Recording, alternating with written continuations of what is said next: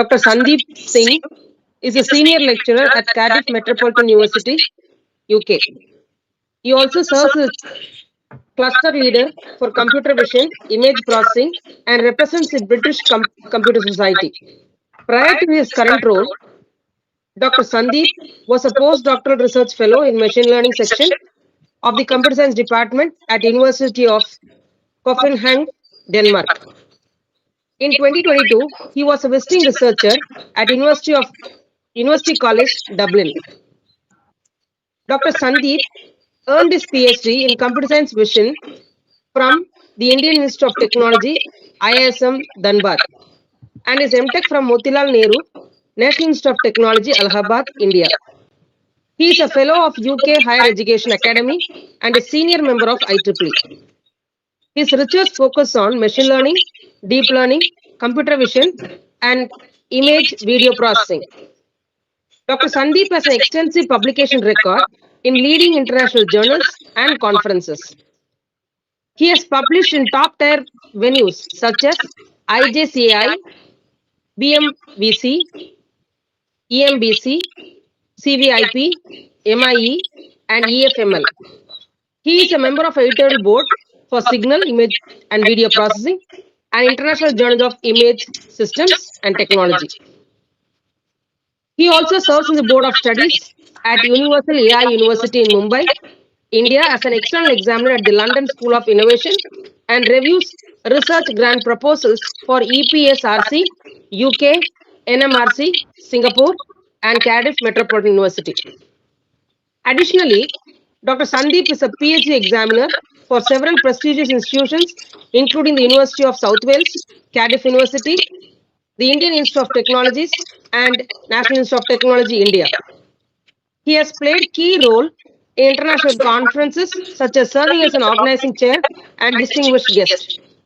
He has delivered more than 135 expert talks worldwide at prestigious institutions, including Trinity College, Dublin, University College, Dublin, Technical University of Denmark, Cardiff University, multiple Indian Institute of Technology, including IIT Kharagpur, IIT Roorkee, IIT Guwahati, and several others.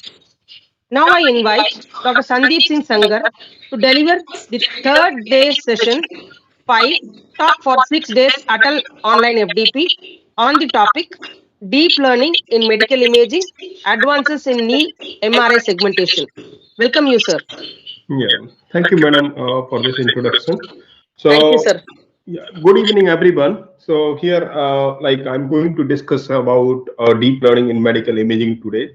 And so in this talk, first of all, I will start with the introduction of machine learning and deep learning. Then then we'll discuss how we can incorporate these machine deep learning techniques in a medical image environment. So before starting this talk, I would like to give you an idea about the medical imaging. So I have one more presentation. So here I will discuss about the medical imaging things. Right? Most of you might be aware about these techniques. There are different types of medical imaging techniques are there. Let's say X-rays, CT scan, and MRI. So let's start with the basic introduction of these images. So you can have an idea about X-rays. So if you are talking about X-rays, then X-rays are a form of electromagnetic radiations similar to visible light. They are these are in the form of electromagnetic radiations. So whenever we talk about the X-ray, then they produce a high energy, and these X-rays can pass through any of the object, including the body also. So if you're talking for X-rays, like how X-rays will be formed, then when we talk about the X-ray, then in X-ray we have one source and one destination. So sink, we can say sink or destination. There are two different types of machines. So when we'll go for X-ray, then the radiologist will ask us to sit stand in between of these two machines, right? Source and observer, or like a destination or sink, whatever you call. Then from that source, X-rays will be emerged, and these X-rays will pass through our body. Once these X-rays will pass through our body, then the shadow of these X-rays will be formed on the backside of body, like there is a sink or observer. Then this shadow will be formed on the back side, and this shadow will be just like X-ray film, what we see in hard copy way and all those things. Now, when the X-rays will pass through over the body, then like in our body we have bones and muscles, soft tissues, and all those things. So bones contains calcium. So this calcium absorb more energy or more X-rays as compared to the other part. So like when you see the X-ray in a hard copy way, then you find that like the bony part is clearly like separate than the other soft tissue part, because from soft tissue part X-ray passes at a very fast speed, so they are not able to form that carefully. But when they pass through the bony part, then you will see the clear contrast between the other organs and the bony part. So specifically like X-ray we designed for the like bone segmentation, for bone like classification purpose, or to detect the particular bone. So before going through, like let me show you that a demo, and in this demo, like a small demo, you will find it interesting. Can't hear a voice, then please let me know, otherwise we can play it.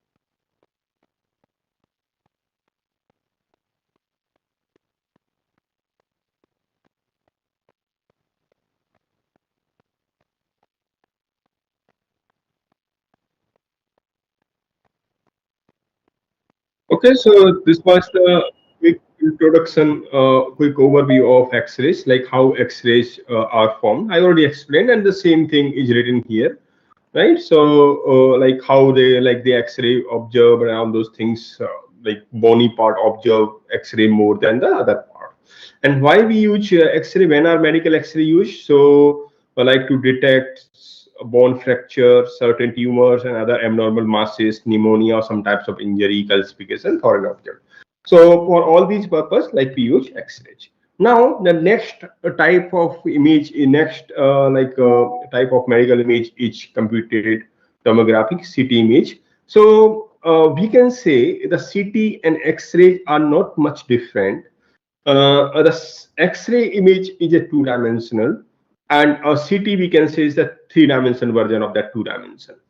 So to understand it in a better way, like this is like a computed tomography machine in front of you. In this machine, we have patient table where like we lay the patient, and then we have a gantry, and inside that gantry, like we have gantry aperture. So in this gantry aperture, like we have X-ray device.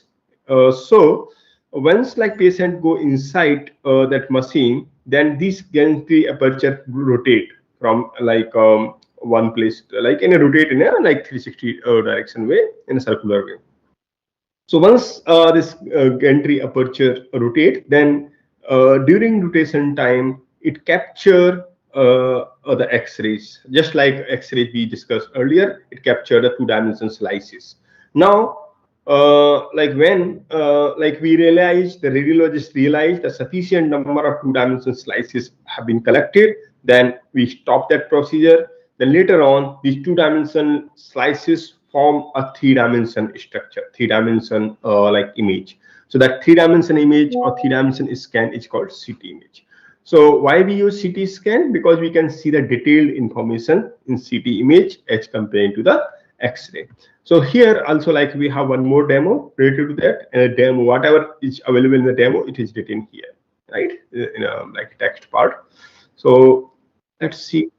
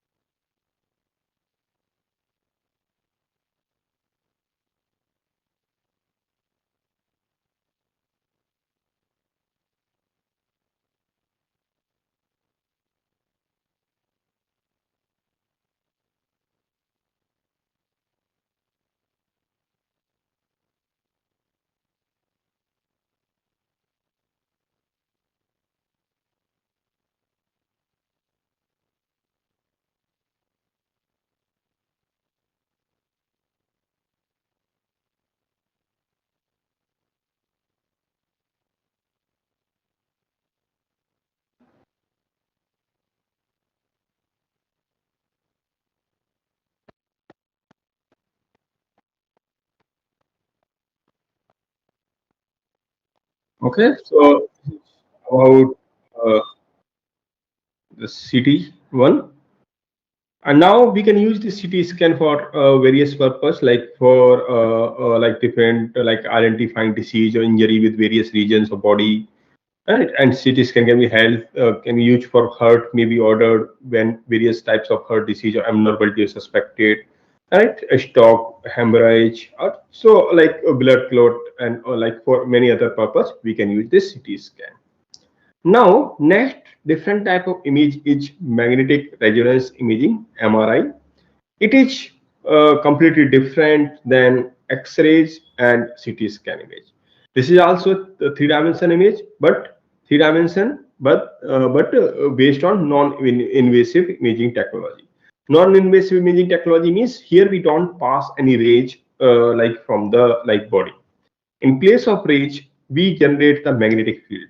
We generate the magnetic field surrounding the body, surrounding the body. And just like we know about a magnet, right? What magnet do? If we keep magnet near to iron, then they will attract, right? They will attract to each other. In a similar way, here also, we release the magnetic field, and in our body there is a water, and inside water there are proton. So when we produce the magnetic field, these protons are aligned towards that magnetic field. These protons are aligned towards the magnetic field. Now, after that, once they completely align, at that time we produce the radio frequency current, right? Radio frequency energy we produce. Using that radio frequency energy, like these protons are try to come back, means they are try to de-aligned with that particular magnetic field, either in a 90-degree or in 180-degree.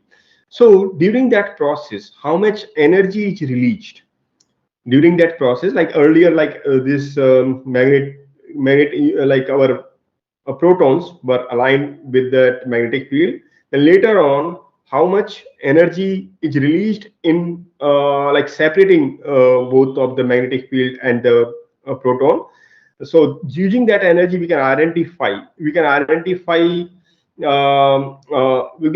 the particular types of organs. So as per the radiologist, different organs release different amount of energy, right? So accordingly, like, we can decide like what organs it is, and if any problem is there in any particular kinds of organ, then it will produce a different kinds of energy and different kinds of image. So radiologist can identify using that, like what is the problem with that. So let's see the demo of MRI also little bit. So here, just you will understand it better way.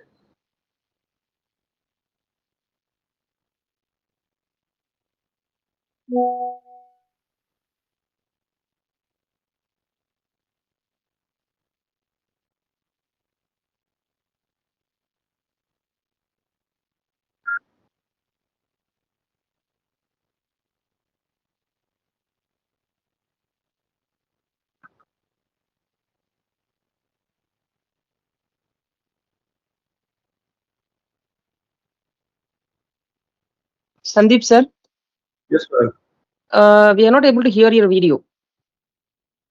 You're not able to hear? Yes, sir. It's the third video. Okay. So, No, I just checked with the previous videos. I thought it is just you're saying segmentations alone. So now oh, I think there is some audio with all the videos. let me share it again.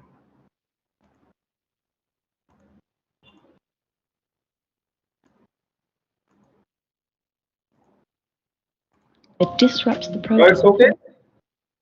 Yeah, now it's okay, sir. Okay, so let's start from there.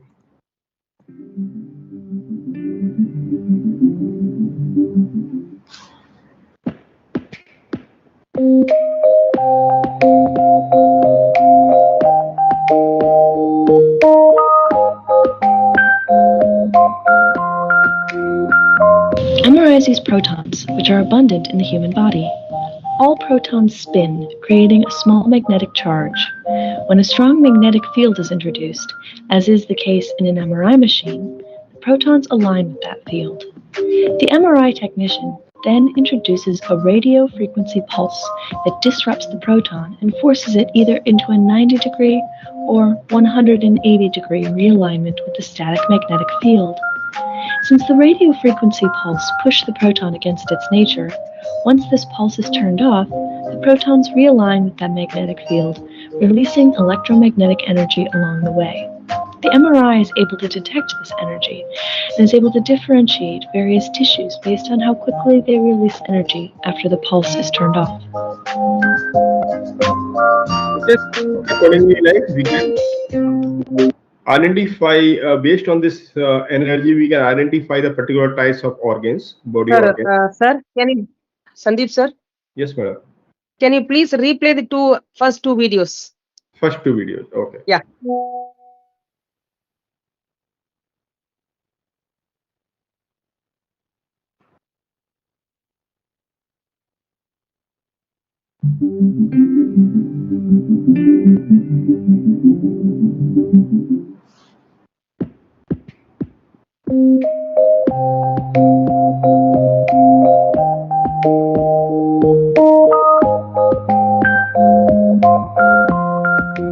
Light is a form of electromagnetic radiation. At some wavelengths, it appears as visible light. At others, it takes the form of radiation we cannot see, such as ultraviolet, infrared, and X-rays. X-rays have very short wavelengths that, unlike visible light, are able to pass right through most tissues in the human body. Since bones contain calcium, a denser material than most other tissues, they are able to stop some of the X-rays and can thus form a shadow. If you place your hand in front of a flashlight, it will cast a shadow on the wall behind it. In a similar manner, X-rays directed at the body produce shadows on the opposite side that can be registered on film or on a digital sensor, so that bones are clearly visible while soft tissues, such as muscle, are shadowy. As a result, the two-dimensional images formed by the X-rays are quite useful in revealing structures within the body and can easily display fractures in bones.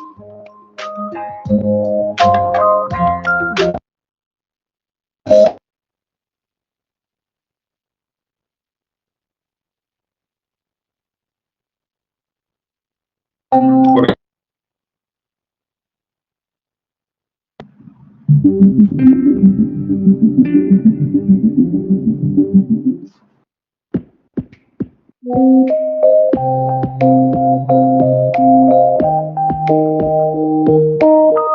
A CT scan is an X-ray procedure that creates cross-sectional images with the help of computer processing. CT images are more detailed than conventional X-ray images and can reveal bones as well as soft tissue and organs. A conventional X-ray uses a fixed tube that sends X-rays in only one direction, while a CT scanner uses a motorized X-ray source that shoots narrow beams of X-rays as it rotates around the patient. There are special digital X-ray detectors located directly opposite the X-ray source. As the X-ray passes through the patient, they are picked up by the detectors and transmitted to a computer.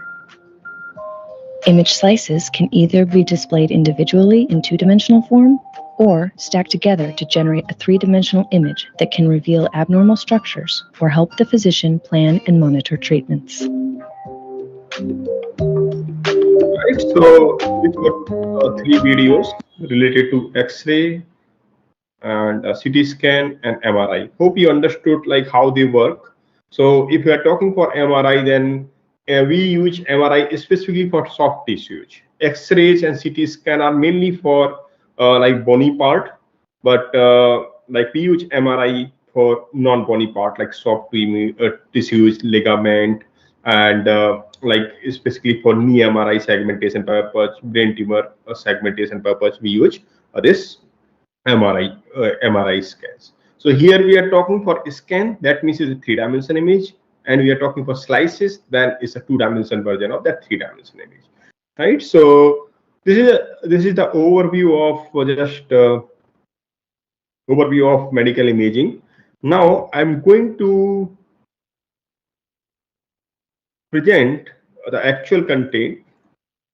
So let me. So now what I will do, I will start with a deep learning introduction, then how we can apply this medical imaging in deep learning environment. Then we'll discuss different applications, case studies related to NMRI segmentation or some other also if we get time. So let's start this part with one beautiful picture. So there is one picture in front of you, and in this picture like you can see many of the things, and there is a picture as well as along with this image or picture we have one quote: one picture is worth more than thousands of words. So this is one of the famous quote. That means, like, for example, I will give you like 1,000 of words to read, and I will tell you to give answer from that particular text, and in parallel I will give you the image and give answer from that image, right? So then in that case you will prefer image over that particular text. So that means, like, images or all these visualization things have very important role in our life, and they makes our life very easy. So now that's the reason like this image processing and all those things are quite popular. So now in front of you there is one image data set we can see, and in this image you can see many of the things. Many of the things means like there is one small village, two tractors are there, hill areas are there, different colors of skies are there, right? So many of the things we can see from this image, or many of the things we can interpret from this image data set. We can see all these things. Who we are the human being. We are the human being who can interpret the contents from this image data set. If the same task is done by computer, that means if computer is going to identify, computer is going to tell, then there are hill areas, there are two tractors, a small village, and beautiful colors of sky, then it's called computer vision, right? Computer vision means the computer interprets the contents from image or video data set. So now whatever we are going to talk about in this lecture means deep learning in medical image environment, all are based on like computer vision. Whatever like information we are going to extract from image data set, that's the computer vision, right? So we will discuss about all these things in detail, and for solving this computer vision problem nowadays mostly we apply the deep learning algorithm. So there's one of the famous diagram in front of you. You might have seen this one. So on the top of this diagram, there is artificial intelligence. Artificial intelligence means machine mimic the behavior of a human being. Machine work like a human being. So example of artificial intelligence might be autonomous car and a robot and all those things. The sub part of artificial intelligence is machine learning. Machine learning means learning from experience, learning from data sets. So based on this experience, based on data set, the model can predict the output for unknown input. So one of the very good example like housing price prediction or like any disease prediction from medical domain. Then the sub part of machine learning is deep learning. Here, deep learning is it's a bit more advanced than machine learning, where we have a high number of layers as well as we have high number of parameters, but we expect better accuracy using that deep learning. So if you want to apply deep learning, then the one condition is that you should have a large data set. Then only like there's a chance of high performance, very good performance. And this deep learning is inspired from, you can say like artificial neural network is inspired from human brain neuron, but the deep learning is an extended version of artificial neural network. So indirectly we can say deep learning is also inspired from human brain neuron. And like in human brain there are neurons, and these neurons are connected to each other, and using that connection we take decision, right? So this is about deep learning. And if we talk about the difference between deep learning and machine learning, in machine learning means like we have input image, and from this input image we extract the features. We extract the features means human being extract the features. If you're talking for medical imaging, then the radiologist will extract the features. And if you're talking about any other environment, then it might possibly like data scientist or some other data analyst, they will extract the features. Once the manually like we will extract the features, then these features will be given as input to the classification model, and we can classify whether it's a car or not a car. So this is the basic mechanism behind machine learning. Then next is a deep learning. In deep learning, we no need to extract the features manually. Means directly we can give a raw input, a raw image as an input, and we can find the output. So feature extraction and classification, all these tasks are done or taken care by this deep learning model. So we can say deep learning is the end-to-end approach. Means just we give input as an image, we generate the output directly.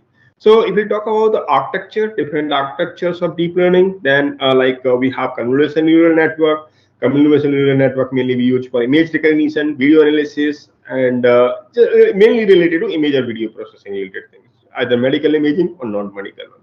Next is recurrent neural network. We use RNN for NLP task purpose like speech recognition, handwriting recognition, machine translation. Then we have a long short-term memory, gated recurrent unit. Same like it's an advance of RNN, and we use for NLP task purpose for handwriting recognition and speech recognition. Then we have deep leap network, deep stacking network. So there are different types of networks are there. On the basis of different requirement, we use these architectures. So if we talk about the convolutional neural network, then there are different approaches of like deep learning, right? So out of that, one is CNN, and CNN mainly we use for image or video data set. So here in this talk, we are talking for the we will discuss for the medical imaging. So medical imaging is we are going to discuss for the image data set. So that's the region like we should focus on CNN part, right? So let's understand CNN, how CNN work, and how like we connect that input to filters, and like we generate the features and all those things that we see. So if you're talking for the CNN, convolutional neural network, where like we have input and we assign importance, means weights on the input, and then in the end we need to learn these weights and biases with the help of these filters. So we'll see this thing later on. And here in CNN, we have three different types of layers: convolution layer, pooling, and fully connected layer, right? So in front of you, this is like one architecture, linear architecture. And in this architecture, linear architecture, we have 5 layers, right? 1, 2, we don't count pooling as a layer, like so 1, 2, and 3, 4. This is plateau, 4, 5. So let me count again: 1, 2, 3, 4, 5. This is the plateau operation, so we can ignore this one. So we have 5 layers in this linear architecture, and in this architecture, what we have convolution layer. This is convolution layer. This is pooling. Why we don't count it? Because like there are no parameters in pooling layer. We don't train the parameters of pooling layer. So whatever parameters we are counting, whatever parameters we are training, we count only those. So this is convolution layer. This is also convolution, and this is pooling. This is pooling. Then this is convolution. This fully connected one, and here also fully connected, and here also fully connected. right? So we will discuss about all these layers one by one, right? So first convolution layer, second convolution layer, and we have fully connected layers. Now here we'll discuss all these three layers one by one. So let's start with the convolution layer. I will come back to this figure because I need to explain you how we are like getting from input to this particular part, right? So first I will explain the convolution layer, then I will come back. So before that, let's see the generalized architecture of CNN. Here, like we have input image, and we apply this input to a convolution model, a convolution layer for extracting the features. So after convolution layer, we apply the ReLU. The purpose of ReLU activation function is to activate a particular neuron to bring the generalizability in our model. We use the ReLU activation function. Then we apply the pooling layer. Pooling layer is used to reduce the complexity. So here, like here we'll see the main difference. The purpose of convolution layer is to extract the features, and the purpose of pooling layer is to reduce the complexity. When we train any of the model, then the weights of convolution layer will be changed, will be updated, but the weights of pooling layer will not be updated. These are fixed. That means we are not training the pooling layer, just we are training the convolution layer. That's why in a previous example we did not count pooling as a layer.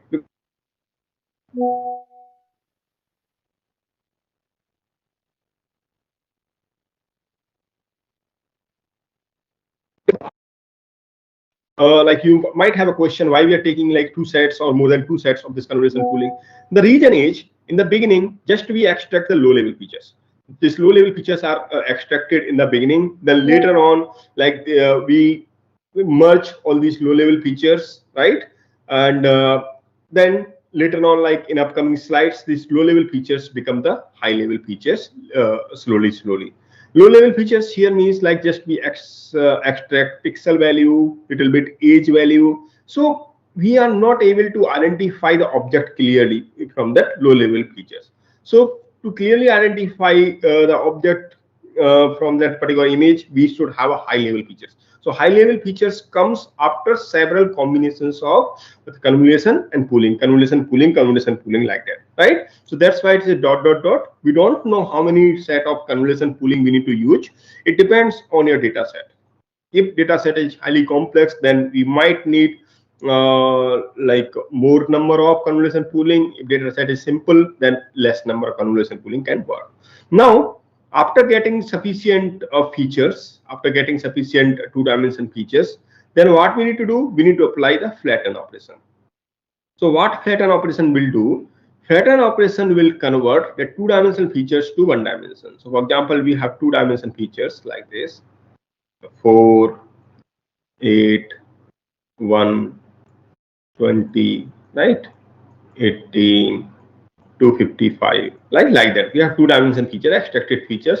Then we will convert these two-dimension features to one dimension with the help of flatten operation. So how it will be, like it's very simple: 4, 8, 1, 20, 18, 255, like that. Okay, so simple way, and this is the flatten operation. We can say this is a flatten operation. Okay, so once we get the flatten up, once we get the one-dimensional matrix, then easily we can apply the fully connected layer. So why we did all these things? Because for fully connected layer, we need input in the one-dimension format. So once we got the one-dimension format input, then we can just apply the fully connected layers. So how many layers we need to take? It also depends on our data set setup. And after this, in the last layer, we have a neuron.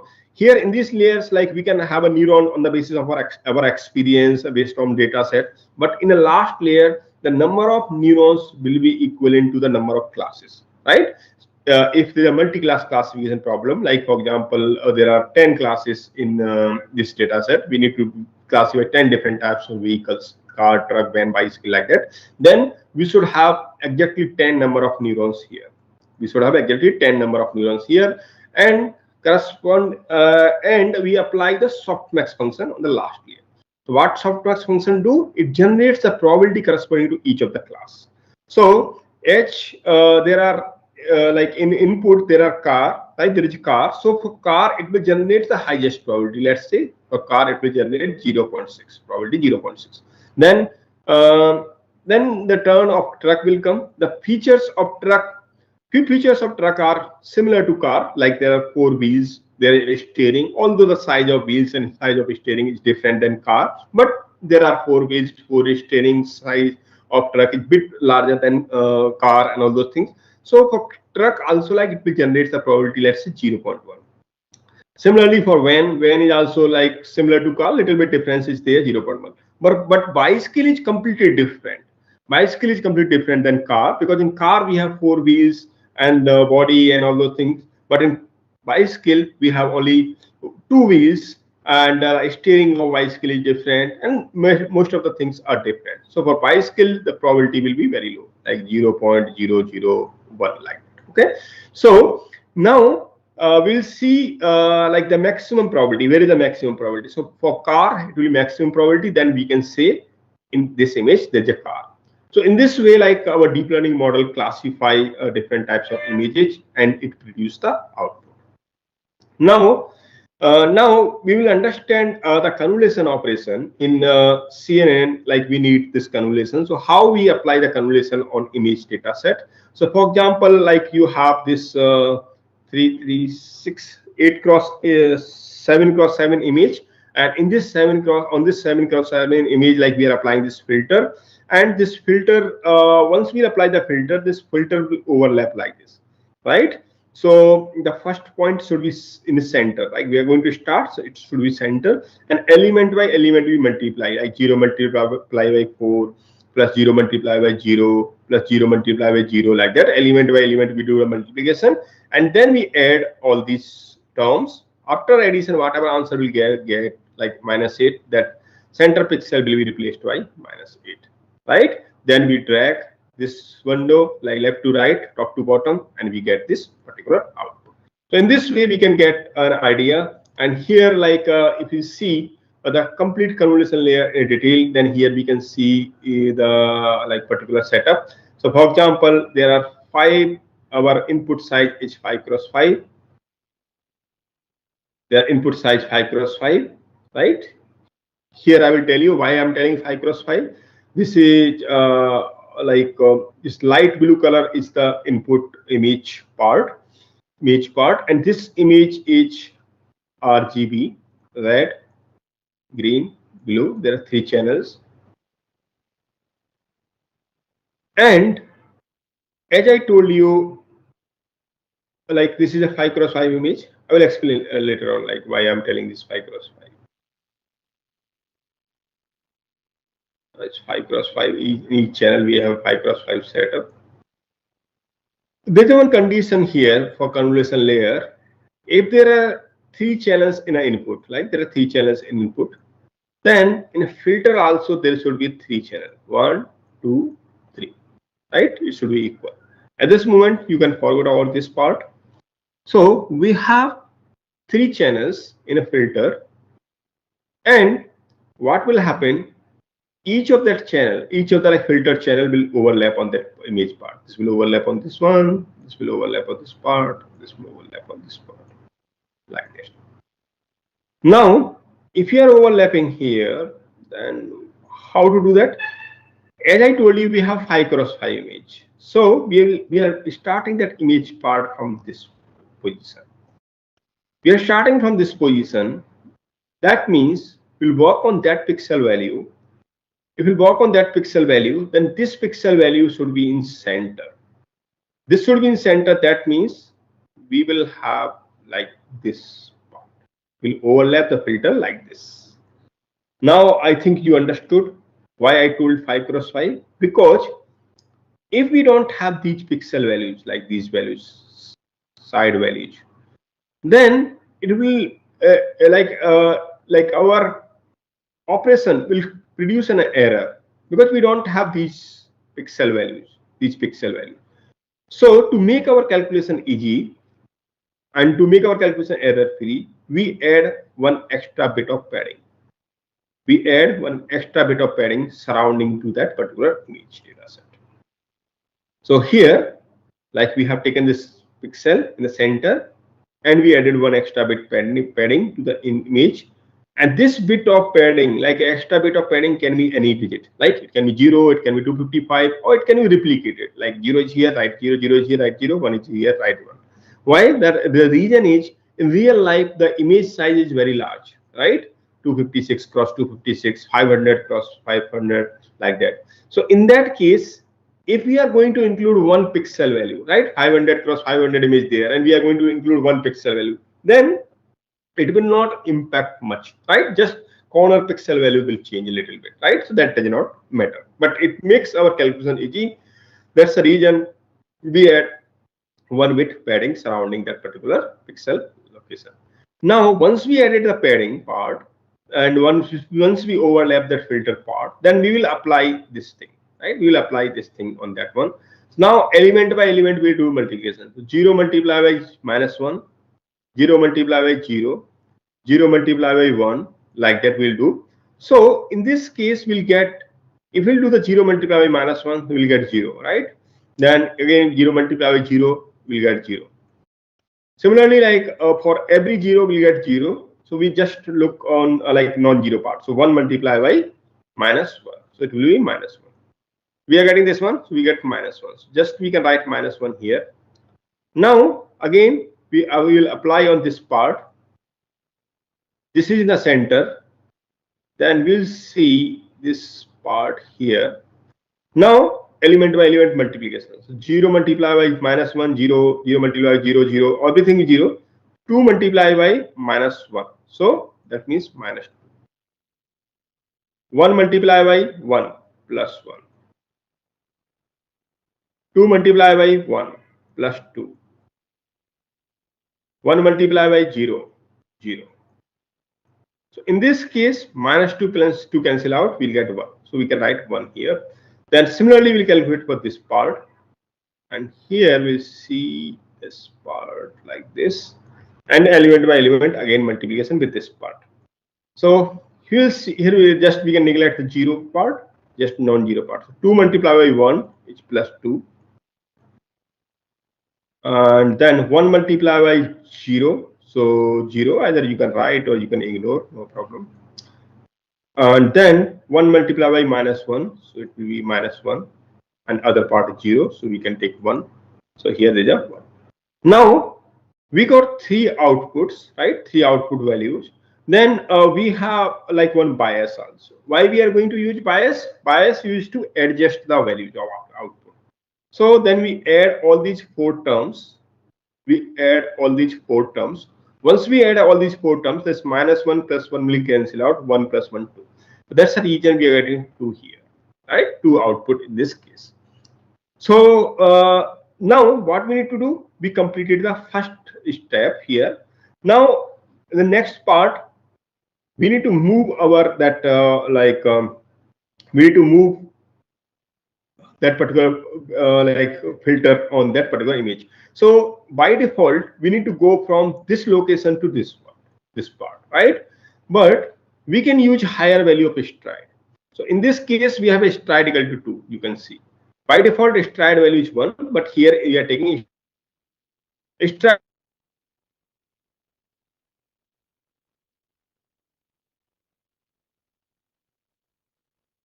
value, leave 1 row and 1 column. So if you are jumping here, that means our model will overlap like this. Our model will overlap like this. Okay, now our model will overlap in this way. Now our model will overlap in this with the same procedure we apply this part, and similarly we can have here also.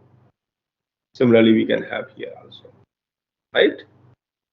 So in this way we can do, and this part and this part, right?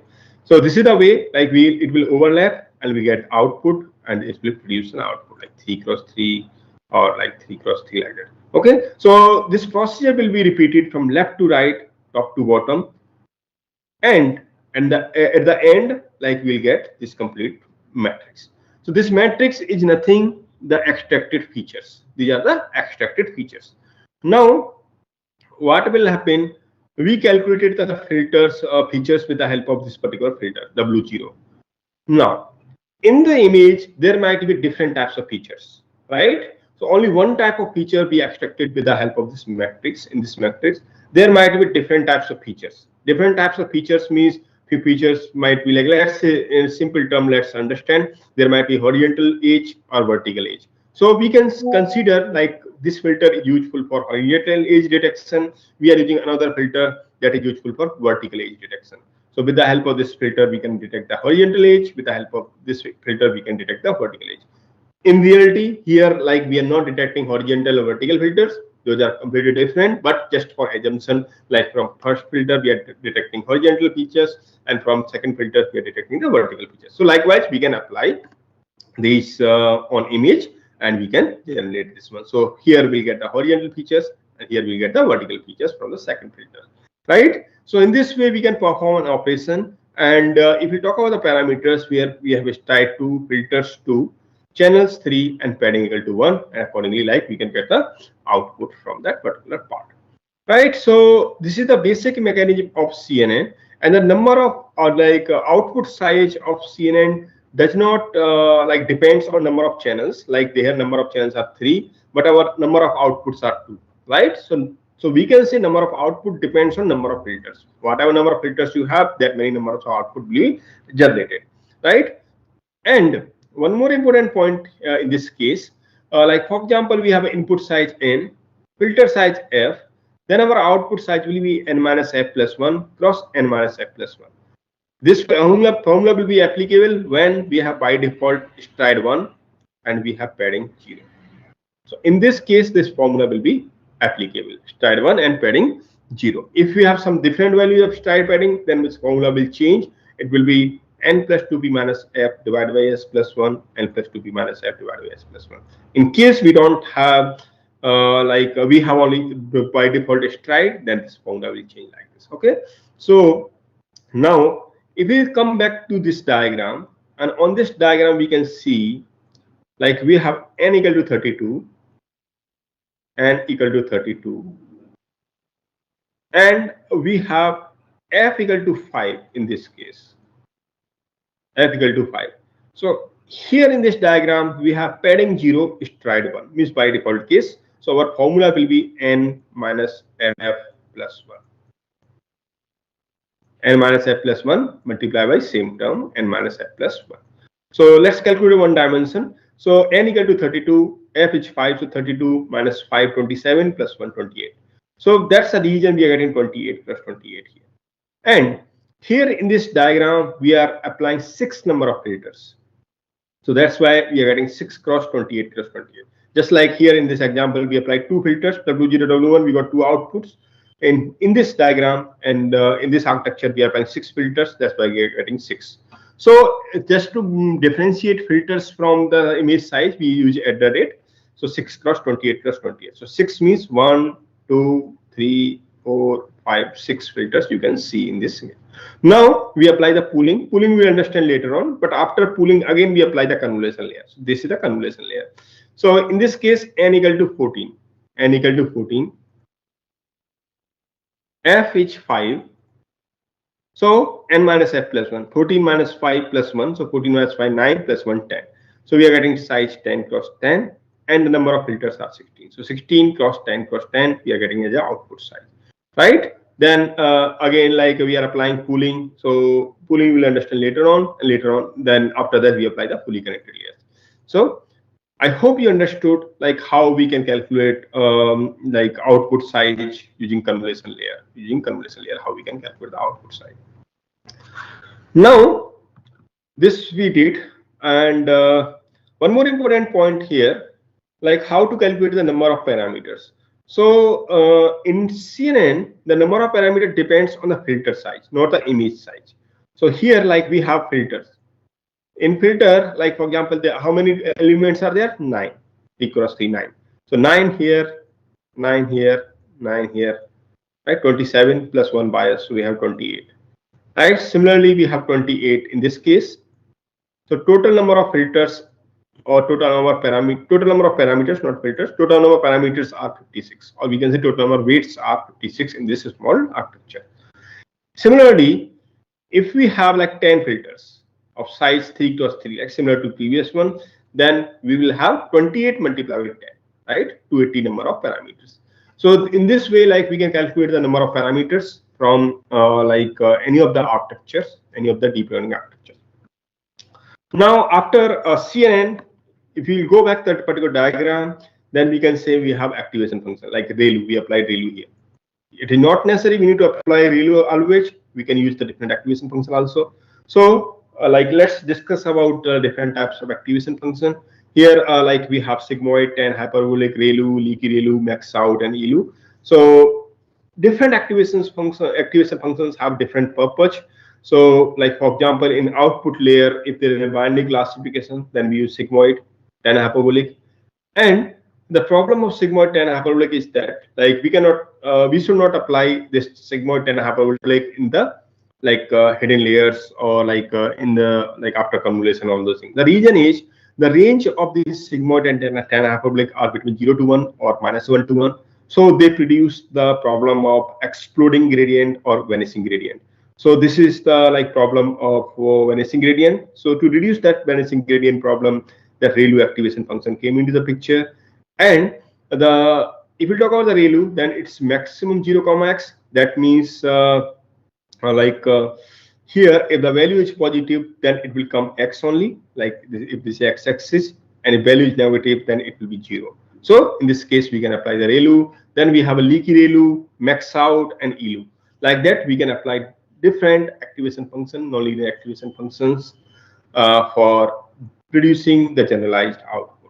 Now, if we have like max pooling here means we need to reduce the size of image, right? As I explained you earlier. So, for example, we are going to use 4 cross 4 filter size. We are using the filter size 4 cross 4. If we apply the max pooling, then we'll take maximum out of these 4 cross 4. We'll take the maximum out of this 4 cross 4. So here the maximum is 9, so we can take the 9. Now, another example is 2 cross 2 max pooling non-overlapping.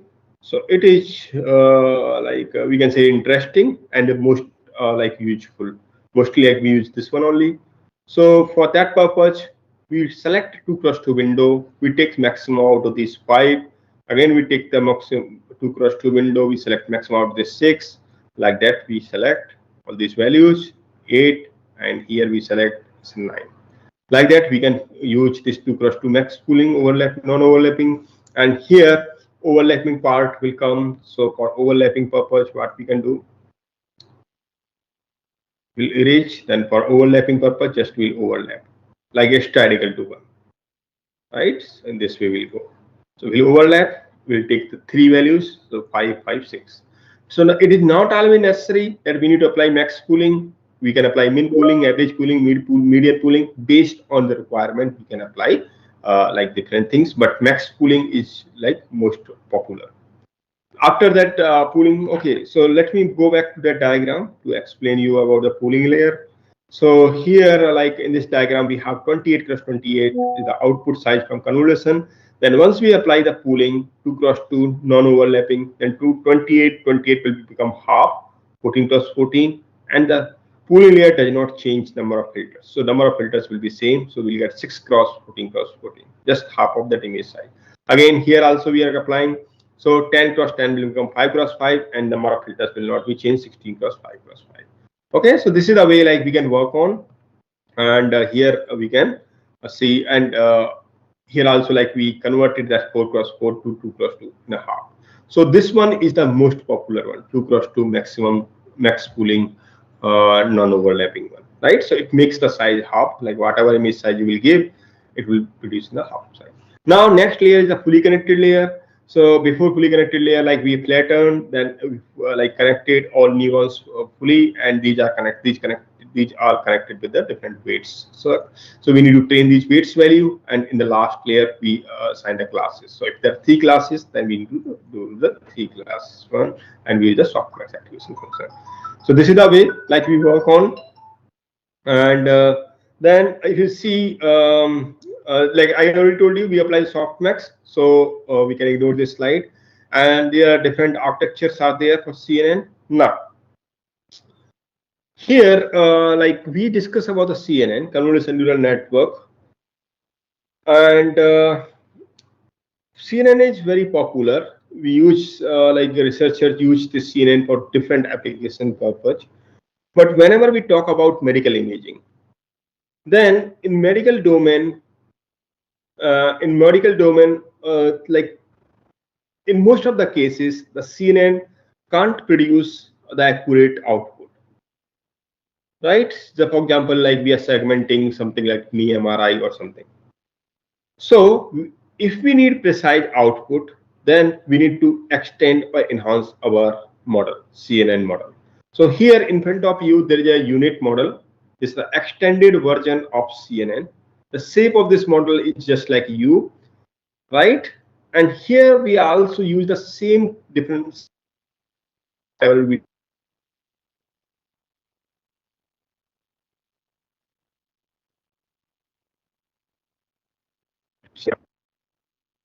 image, like where like channel is one. Then we apply CNN, convolution layer with for filter size 3 cross 3 and value activation function. Once we apply 3 cross 3 filter size on top of this, then in this case n equal to 572, right? N equal to 572 and f is 3, right? So n is 572. So if we apply the formula earlier, like we learned one formula n minus f plus 1.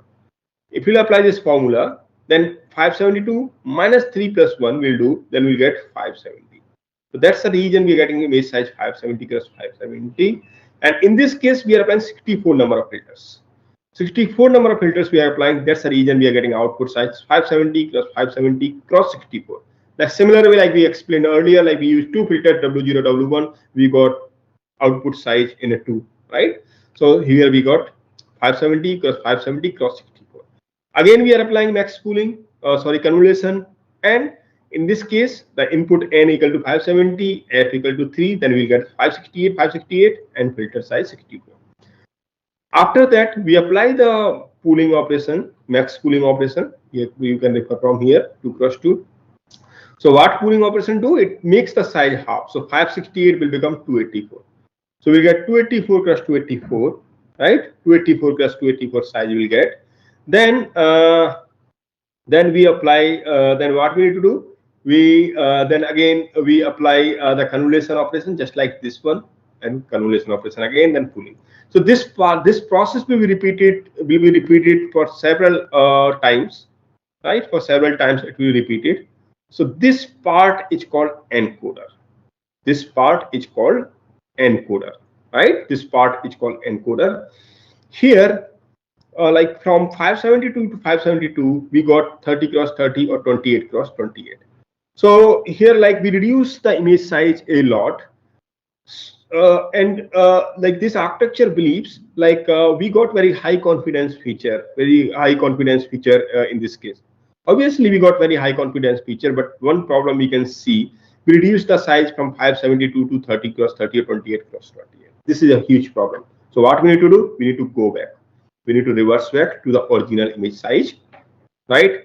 We need to reverse back on original image size. That we can do with the help of convolution operation. So what up convolution operation will do? It will make the size double, like 28 cross 28 will become 56 cross 56, like that. Okay, so we'll repeat that. Now, one more important point here we can see. The important point is we went from encoder to decoder. This part is called decoder, right side, and left part is called encoder. We went from encoder to decoder. It might possible like from encoder to decoder, like earlier, like image size by 572 cross 570. Here we got just 30 cross 30, 28 cross 28. It might possible like we might have lost some important features, right? Because we reduced the image size a lot. So to preserve all these features, we use skip connections. So for each level, we are going to add skip connections from left to right. Skip connection here means just we'll take half of the part and we'll copy here. Half of the part will take copy here. Half of the part will take copy here. So this in this way, like we apply the unit and from left to right we do, and we can find the output, right? So this is the way like we can do, and this is like mostly we use this unit for segmentation purpose. So if you are segmenting any of the like image by like medical image or something, then that means we are dividing image mainly in the two parts, right? Foreground and background. That's the reason there are two here. to classify in the two different classes. As I told you, we can use softmax activation function, right? And it will produce the probability corresponding to each of the class. So for all these two classes, like probability will be produced by the segmentation function, right? So we can use this this CNN and all this deep learning in many different application areas, like MRI and CT scan. So like it can reduce the number of unnecessary exam, reduce number of misdetection. We can use this one for diabetic retinotherapy detection, tumor detection from MRI, CT, X-rays, skin lesion classification, ultrasound classification, right? For many other different purpose, we can use this like in different biomedical environment. We can compute the we can highlight the region of interest, we can compute the volume, surgery planning, and all those things we can do with the help of image data set, right? So many things we can do with the help of this image data set, right? We can segment image into different parts using biomedical applications. Now what I'm going to do, I'm going to discuss one of my work where like we applied these unit architectures, different unit architectures we applied in a 3D on the 3D NMRI image, right? We segmented these 3D images in different cartilages, like we segmented the cartilage in different parts. So for this work purpose, we applied like we used three data sets: OAI, CCBR, and LIRA. OAI data set is publicly available, but CCBR and LIRA both are private data sets. And for this work purpose, we collaborated with radiologists in Copenhagen Hospital, Denmark, and radiologist only provided this particular data set, and they produce this data set by Copenhagen patients, all those things. So real world data set was huge, and our method was completely validated validated by radiologists, right? And they provided the input to us like what we should do, and they validated the result in different environment and for different conditions, right? So to understand this work, let's directly go on this block diagram. And in this block diagram, you can see on the left hand side we have MRI image, 3D knee MRI image, 3D scan, and this is the OAI data set. This is the OAI data set. 3D image is there, OAI data set. From this data set, we extract the slices, right? From different directions, we extract the slices. So for that purpose, we are using multiplanar. Multiplanar means from different planes, we extract the slices. From different angles, we extract the slices. So if you're talking about the angles, then in this case, we are keeping the difference of angles at least 60 degrees. Although like we generated those angles randomly, but here we kept the difference 60 degrees. Now, first of all, try to understand. Let's understand the difference between like scan and slices, right? So here I would like to show you one thing like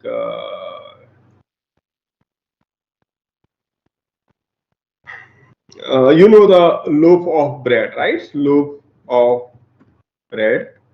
So let's see. If you see the image of loaf of bread, then this is the loaf of bread, right?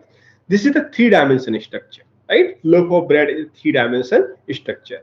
Now, out of this loaf of bread, what we need to do from this 3-dimensional structure, we need to extract the slices, right? 2-dimensional slices we need to extract from this 3-dimensional structure. So for that purpose, what we'll do, we will like chop up, right? We will chop up this particular 3-dimensional like structure. Let me take it in the full screen. For example, this is 3-dimension. Now, by taking knife, we'll chop up this one. So we can chop up this from different directions, from different directions, right? So likewise, same thing we did for our case. Like we have a 3D scan, 3D NMRI scan like this, and we chopped that 3D scan into several 2D slices. So once we chopped into several 2D slices, we'll get image like this, right? 2-dimensional images like this, okay? 2-dimensional images like this. So these 2-dimensional images are called slices, and 3-dimensional image is called scan. So what we did here, we we have taken this scan 3-dimensional image.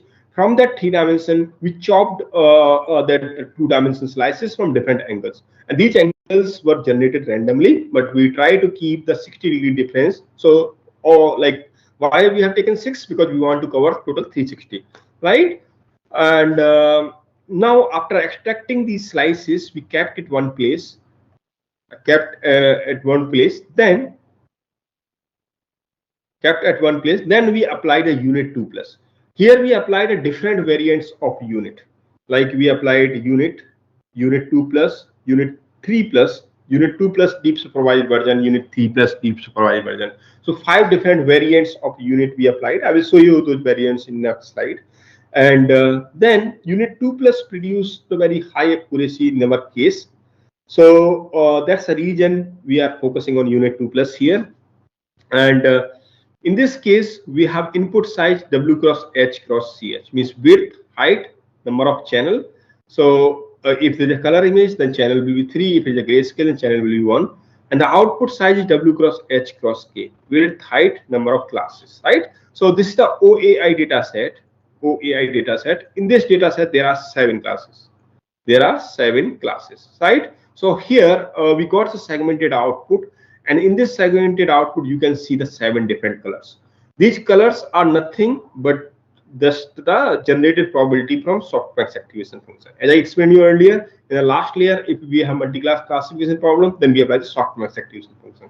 So what softmax activation function do? It generates a probability corresponding to each of the class. So these are the generated probability. We plotted, we colored each different types of probability with different color, right? So we got the segmented output corresponding to each of the part, right? Each of the part like that.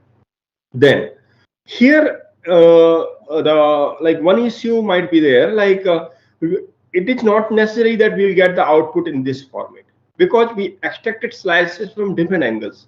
So definitely our output will not be in this format. So to make the output in this format, we apply the nearest neighbor interpolation, right? We apply nearest neighbor interpolation. By interpolation, we got the output in this format, and this output is not the proper 3D, right? Proper 3D, because we extracted slices. To make it proper 3D, we again do apply the fusion model, and that fusion model was applied with the help of artificial neural network, right? So we use artificial neural network, and using this artificial neural network, we fuse and we got the output. So here input size is V cross K, means number of planes and number of classes. The output size is number of classes format. We got a scan, and in this scan we are getting 7 different classes, right? So this is the way we work on, and we can like apply this multiplanar unit model for different purpose. Here we tested this approach for different variants of unit, as I mentioned you, as well as we tested this method for different number of planes also. See here I showed you 6 planes, but we tested it for 1 plane only, and 3 planes and 6 planes, right? But we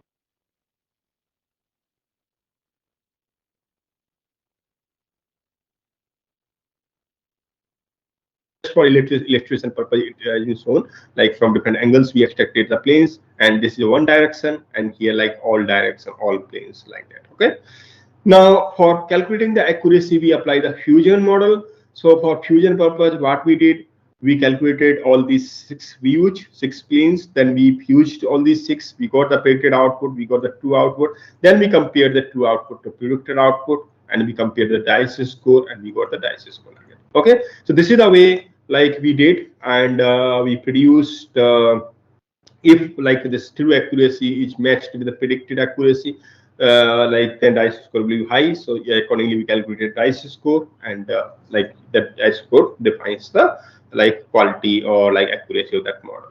So now if we talk about the unit model architecture, then here like we have unit simple. That I already explained you. We have encoder, decoder, and like escape connections, just like previous one, only just we changed like structure a little bit, right? It's similar to previous one. Now this is the unit 2 plus advance of unit. Here in unit 2 plus we have encoder, we have decoder, as well as we have medium coder, right? So the purpose, the target of unit 2 plus is to preserve, to like preserve all the features. Like it is used for full scale skip connections. It is used like we call that like full scale skip connections. That means we are using these full scale skip connections for preserving almost all the features. Here we believe like even with the skip connections, we might have lost some features, but here we believe we have preserved all the features, right? So this is unit. In the same way, like in literature, unit 3 plus was also claiming that we are better than unit 2 plus. So we thought like, well, like let's test this approach on the unit 3 plus. So in this case, like it's similar to unit 2 plus only, but the connections are different in this way, right? And in unit 2 plus we get output from this part, and unit 3 plus we get output from this part. But if there are two more different version, unit 2 plus deep supervised version, in deep supervised version we got output from these four parts. Then once we get the output, then we apply the then we apply, not able to use pen. So then we apply the something. Then we apply the maximum likelihood here, right? And using that maximum likelihood, we get the output. And similarly here also, like we get the output from these four nodes, and then on this, using this output, we get apply the maximum likelihood, then we get the output, right? So this is the way like we apply unit 2 plus and unit 3 plus, and then like we tested these approaches for one model, but in our case just simple basic unit 2 plus produce very good accuracy, so we could focus on that part only. So here like we see understanding mathematically, we already like told you, I already told you x like belongs to R W cross H cross CH with height channel, and W cross H cross K, where like K is the number of classes we have, right? So segmented output we are getting. So his segmented output means like here we can see segmented output. So this is S1, segmentation 1, segmentation 2, segmentation 3, like that, okay, till X6 we can get. And so we are getting like S, where S equal to SV, V will belongs to 1 to 6. Okay, so V value will vary from 1 to 6. V1 V equal to 1 to 6. So because we have 6 planes, so S1 to S6 will get this point here. Now for fusion purpose, we apply the neural network I introduced. This is the objective function for neural network, and here what we use the input will be considered as a probability that we generated from software function in the last step, and we are just apply the random weights and biases, and then we train this model. So PKXC is the probability of class C at voxel X predicted by segmented SK. Right, so this is a probability, and we are applying weight, and we are applying the biases, and we are going to run. So this is the way like we can work on, and we can train the model, and we can get the final like accuracy. Now this model was tested as I already mentioned on 3 data set, OAI, CCBA, and Lyra. And number of scans will talk. Then in OAI we have 60, CCBA we have 140, in Lyra we have 39 scans, and number of slices like extracted 2D slices. And then in OAI we have 7 classes. You can see medial TVL, lateral TVL, all those. Then CCBR we have 2, and in Lyra we have 5 classes. And these are other parameters we received from a radiologist, like scanner and all those things, right? Then we're using these parameters. We calculated the DICE score. We did the performance comparison with the help of DICE score for this segmentation problem. And like here you can see the results for OAI with 7 classes, CCBR with 2 classes, Lyra with 5 classes, and number of parameters also, right? So in this way, like we calculated, and these are the number of hours we took, like 93 hours, 26 hours, 47 hours for like training time for this particular model. So our method performed significantly better than like others, but like in few cases we identified like method is not performing in a like very good way. So for what we thought, we tried to then we thought to apply the pair t-test for like a pair wide comparison purpose, and this pair t-test was applied with 5% level of significance, means we compare the value with 0.05 because 5% level of significance. And to prove that like our method is performing significantly better than others, then our alternative hypothesis should be true and null hypothesis would fail. So when alternative hypothesis would be true, then in that case, like the value of this particular t-test should be less than 0.05, right? 0.05. So in most of the cases, it's a little less than 0.05, except this case and this one, right? But in most of the cases, it is like very far less than the 0.05. So we prove like our method like performs significantly better than others. Now to prove the performance, generalized performance, what we did, we plotted the box and whisker plot. So actually we want to prove that our method can perform in general case. That means if we apply any unknown data set to our model, right? Some other data set, unknown data set, related unknown data set like need segmentation, some other data set, fourth or fifth data set like we apply from downloading from public or private data set, then also our method should work better. So for that purpose, what we did, whatever three cohorts we had, like OAIC, CBR, and Lyra, we combine all the dice scores of these cohorts. So we combine class wise. So if you see in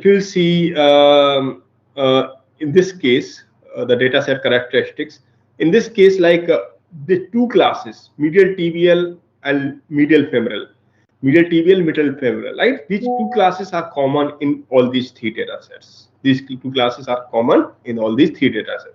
So what we did, we combined dice score for medial tibial from all these three cohorts. We combined dice score of medial femoral from all these three cohorts. After combining these dice scores, what we did, we plotted the box and whisker plot.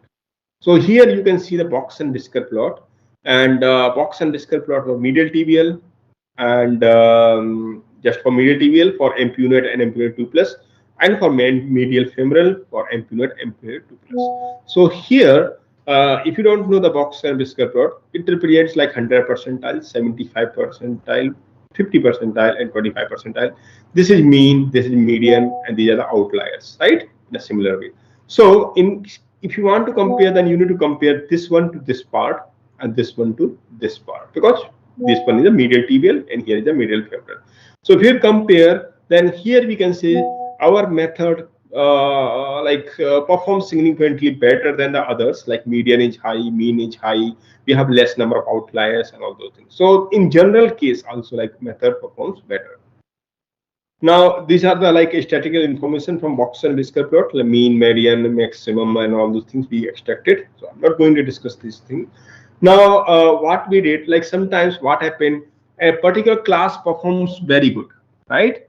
A particular class performs very good, but like few other classes, like sometimes the other class does not perform better in a better way. So what we need to do, like what we did, we compared, right? We checked the accuracy class wise. For each class we checked the accuracy, like for like in AI we have 7 classes. So for all 7 classes individually we calculated the accuracy dice score, and then for CCVR 2 classes, in Lyra 5 classes we calculated, right? And then we have seen this part, and now in all cases we can say our dice scores like perform very good.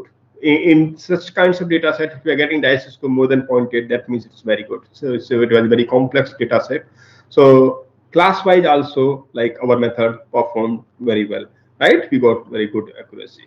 Now we did lots of quantitative evaluation, but without qualitative evaluation, like our study will not be complete, because until unless we not see the visualized result, it is very difficult to believe that thing. So for that purpose, we did qualitative evaluation also. For qualitative evaluation, what we did, we have taken input, right?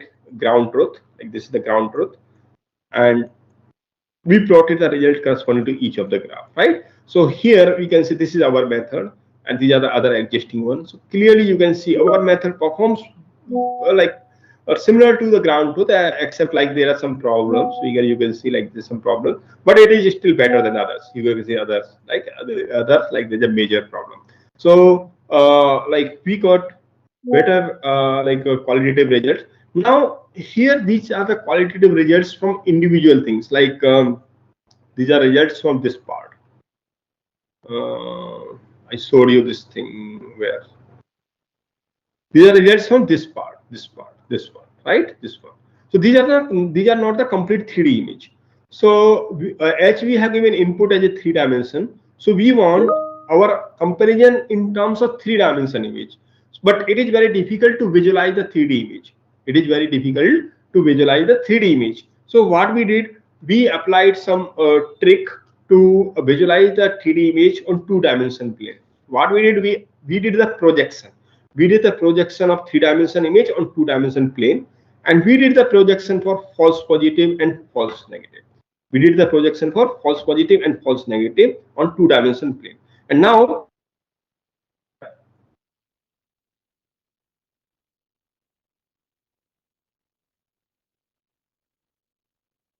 each of the cartilage, medial femoral, lateral tibial, lateral femoral, like that, and for all the data sets, OAI, CCBR, and LIRA.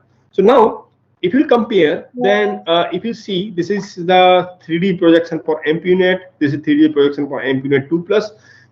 There is a minor difference. There is not like a such major difference, but the minor difference is there, and here we can see that part, right? So this is the way like we can work on, and we can get the part, this part, right? So we can do this thing, and likewise, like we did the projection, and we did the comparison from like false negative part, right? So here like false negative, here you can see the yellow part, like little light yellow. Here it's a real dark yellow. The dark yellow means we have large number of false positive, large number of false negative, like that. Here also like we have similar thing, false positive. Here, like here, you can see the clear difference. Here, dark yellow, here light yellow. So dark yellow means we have large number of false positive or false negative, right? So likewise, we compare for all the cohorts and for all the data sets, and then in most of the cases we performed well, better than the others one. So now to conclude this work, like we propose a generalized multi-tenor full-scale connected unit model, and we use 1, 3, and 6 number of planes, and total number of slices were used, like 30,400 number of slices were used. And for this work purpose, like the LIRA data set was used first time, right? Before our like published paper, like no paper was available on LIRA data sets. Right now, there might be a few other papers, but at that time, no paper was available, and we did extensive quantitative and qualitative evaluation for different purpose, and we got the result. So this is about the work related to this NIMRI segmentation, and there are some other works are also there, right? Other works are also there, but like due to time, like I'm not able to like explain all this. So it's a time for questions. If you have any question, please let me know. I hope like few questions might be there in chat box. So let me see. Sir, since it's YouTube live, questions have been posted in YouTube, and I have put all the message in the chat. Chat, huh? So yes, I can't see. Just only one question is there. In MS Teams, I have given many chats, sir. Just only one question I can see. Just Singh, can we use AI with CT scan machine? What is CT scan? CT scan, it should be CT scan, right? CT scan, computed tomography machine. Yes, we can use AI there with CT scan. People are working on that. It's one of the good area, like CT scan, computed tomography machine. So here, like what happened, this is a major problem in radiologist. Like for example, one radiologist has like CT scan machine of different company, different makeup, and another like a radiologist have a different make. So if we go for CT scan with one machine, and we'll go for another machine, that sometimes there might be difference from one CT scan to another CT scan. So for that purpose, nowadays like people are using generative AI for like aligning the scan from aligning the scan from one machine to another machine. So we can use AI in CT scan machine also. So this is one of the very good area at the hardware level. People are like applying this one. Okay, so next is for segmentation, which type image more suitable? Color, gray, and gray. It depends. It depends. So it depends on your data set, complexity of like data set. Sometimes color image, grayscale image. It depends on the type of data set for what purpose like you are going to use. So we can't give a clear answer which image are like more useful. You can use color image also, grayscale image. also. But obviously, like color image will be better, but it will lead to a high computational complexity. Now, next is, does CNN work only on image or also for text and numerical data? Mostly CNN is useful for image data set. And if you can convert text or numerical data into image format, then we can apply CNN. But for text part, we can use one-dimensional CNN, right? But most popular are the like two-dimensional or three-dimensional CNN. Can you please explain 2D and 3D in CNN? Yeah, so two-dimension CNN means just we use that two-dimension matrix filters, two-dimension filters. But in case of three-dimension CNN, in place of 2D filter, we will use 3D filter. Like we will use depth also in the filter, so that will be three-dimension. But the three-dimension CNN is highly complex than like two-dimension, because we have lots of parameters in three-dimension one. So this is a basic difference between CNN, 2D and 3D. In 3D CNN, we have three filters in the three-dimension part. So width, height, and depth. How to determine upsampling or downsampling? So like upsampling and downsampling related to like pooling here we are talking for, right? So here like we selected the part like complete image and we apply the pooling and we got the smaller part, and in a similar way like we can do the reverse operation of pooling also, that can be the like upsampling, and like if you are applying pooling, that may be the downsampling. So in this way like we can take the part of image with the help of sampling operation. Now next is, where will I find just have to predict heart stroke. You can like try with different like website. UCI repository is there, and Kaggle are not there. Kaggles are there, but like people like sometimes don't believe on Kaggle. Like some ethical issues is there related to Kaggle. So some UCI repositories are there. Some repository are there on Stanford University's website also. So just try to take out there. You can find it. Purpose of fusion model. So here like we applied the fusion model because earlier like we extracted like whatever segmented output we got, that but that was not the proper segmented output, proper 3D segmented output. So to make it 3D, we fused all those segmented layers. So that's why we applied the fusion to make the 3D output, because we have given the 3D input, we want the 3D output. How do we generate a small language model for having minimal data set of music notes for the recognition and prediction?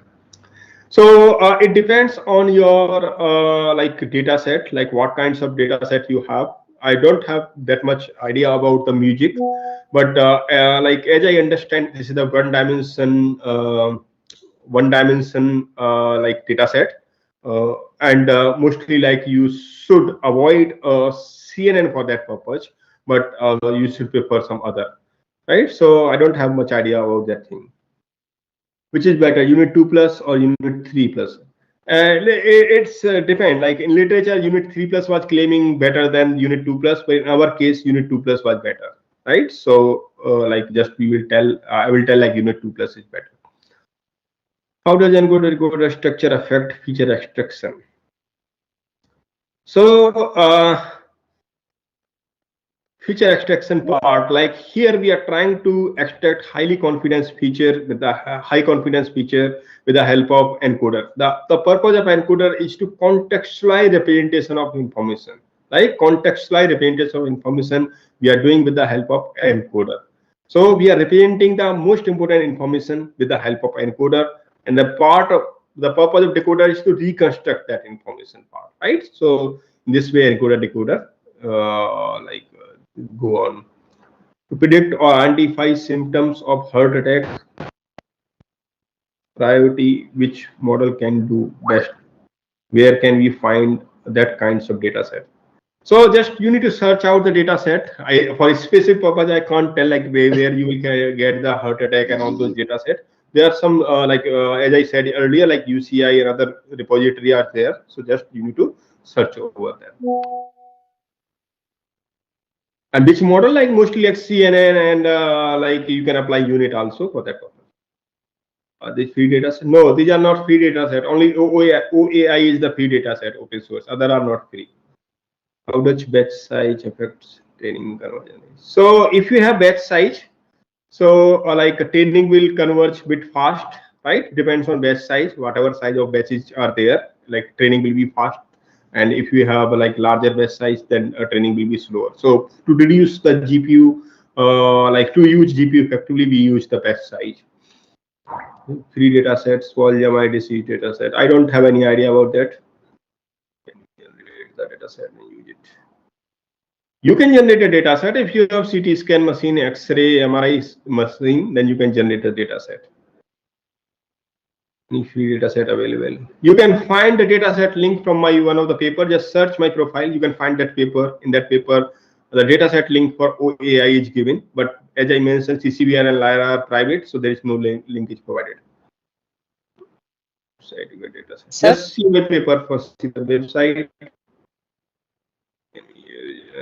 So in V to transfer, well, like people are going out of context. What about DIET, defense, DBN is DBN is deep belief network, DSN is deep stacking network. So in deep stacking network, what we do, we have different types of architectures. We combine these architectures, different architectures to produce to get the very good accuracy. That's deep stacking network. Deep belief network is based on like old architectures. Earlier, like some belief, like some architectures were there, but they're like related to neural network. Then they extended that neural network architecture. It was not exactly neural network, like neural network only in a rotated way. And then they extended that architecture for, and they made the deep belief network, right? So we don't have a time to go in detail how we select the filter. Yeah. Sandeep sir? Yes, madam. Yes, sir. Yes, sir. Sir, you have been answering for all the questions. It's been very happy to have a person like you. Yeah, we'll be happy that you'll be if you share your PPT with us. I already shared. With the Dr. Praveen, so you can collect. Yeah, I will check, sir. Yeah. So it's my privilege to thank today's speaker, enlightening speaker of the FDP session on deep learning. I extend a heartfelt gratitude to Dr. Sandeep Singh, Senior Lecturer at Cardiff Metropolitan University, UK, for sharing his expertise with us. His lucid explanations, in-depth insights, and practical perspectives on the applications of deep learning have truly enriched our understanding and sparked new ideas of research. With this, I conclude today's session on the note of gratitude and inspiration, looking forward to many more such knowledge sharing interactions with you in future, sir. Thank you, Sandeep, sir. Thank you, madam. Thank you. Yeah. Thank you, sir. Thank you, madam. I'll leave it now. Thank you. Bye. Bye, everyone. It's my privilege to introduce our guest of the day today of session 6. Dr. Nikhil Tripathi is an assistant professor in Department of Computer Science Engineering in IIT ISM Dhanbad. He joined IIT Dhanbad in December 2024. Before this, he held positions as an assistant professor at IIIT Sri City and SOA University, Bhubaneswar. He worked as a postdoctoral security researcher in Fraunhofer Institute for Secure Information Technology, SIT, Germany, and has a PhD in computer science engineering from IIT Indore. He has over more than 10 years of experience in vulnerability assessment of application layers, protocols, and developing defense mechanisms. His research interests include network security, system security, computer networks, intelligent transportation systems, and cybersecurity. He has published research papers in reputed journals and conferences, and also holds a common vulnerabilities and exposures CVE entry for and vulnerability in NTP protocol. He is actively involved in teaching courses related to computer networks, data structures and algorithms, and web services. Outside academia, he enjoys music, traveling, motorbiking, and complete history studies. Welcome you, sir.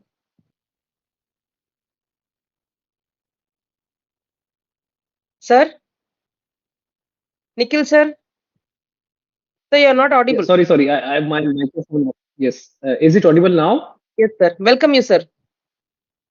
Okay. Thank you very much, Professor Vani, for the warm welcome. And I'm extremely delighted to have this opportunity to present one of my, research domain on which I recently started working. So, could you please confirm if you can see my screen? Yes, sir. Screen is visible, sir. Okay, perfect. Thank you.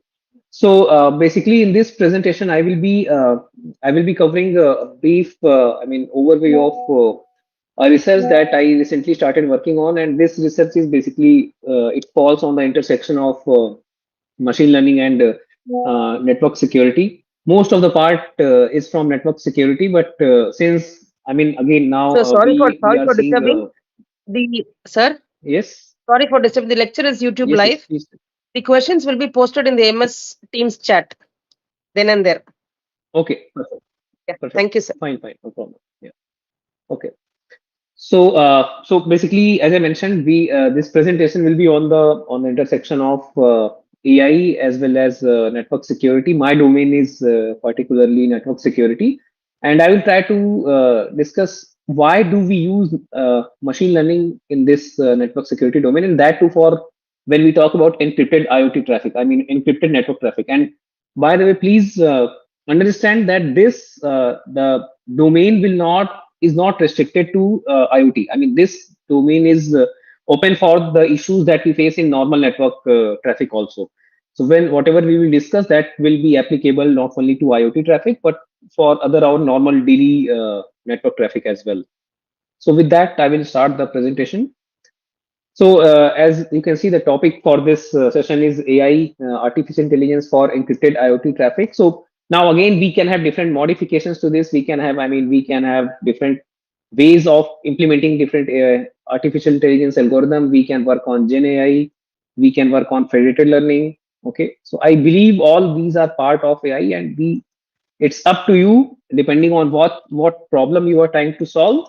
Based on that, we can have different types of algorithm that you can use. Okay, so as I mentioned, we will be focusing more on the network security part and why do we need this AI component in that. Okay,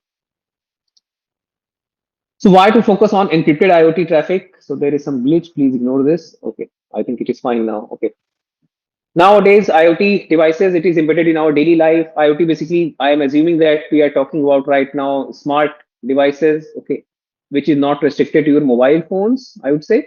Instead of that, we have smart refrigerators, smart washing machines, smart air conditioners, smart TVs are there, right? So now, what happens when we have normal traditional devices in our homes? They are we used to call them as dumb devices. They are dumb devices. Why? What is the reason? Because they cannot communicate with anyone else. If they are not able to communicate with anyone else, that means that they we can call them as dumb, right?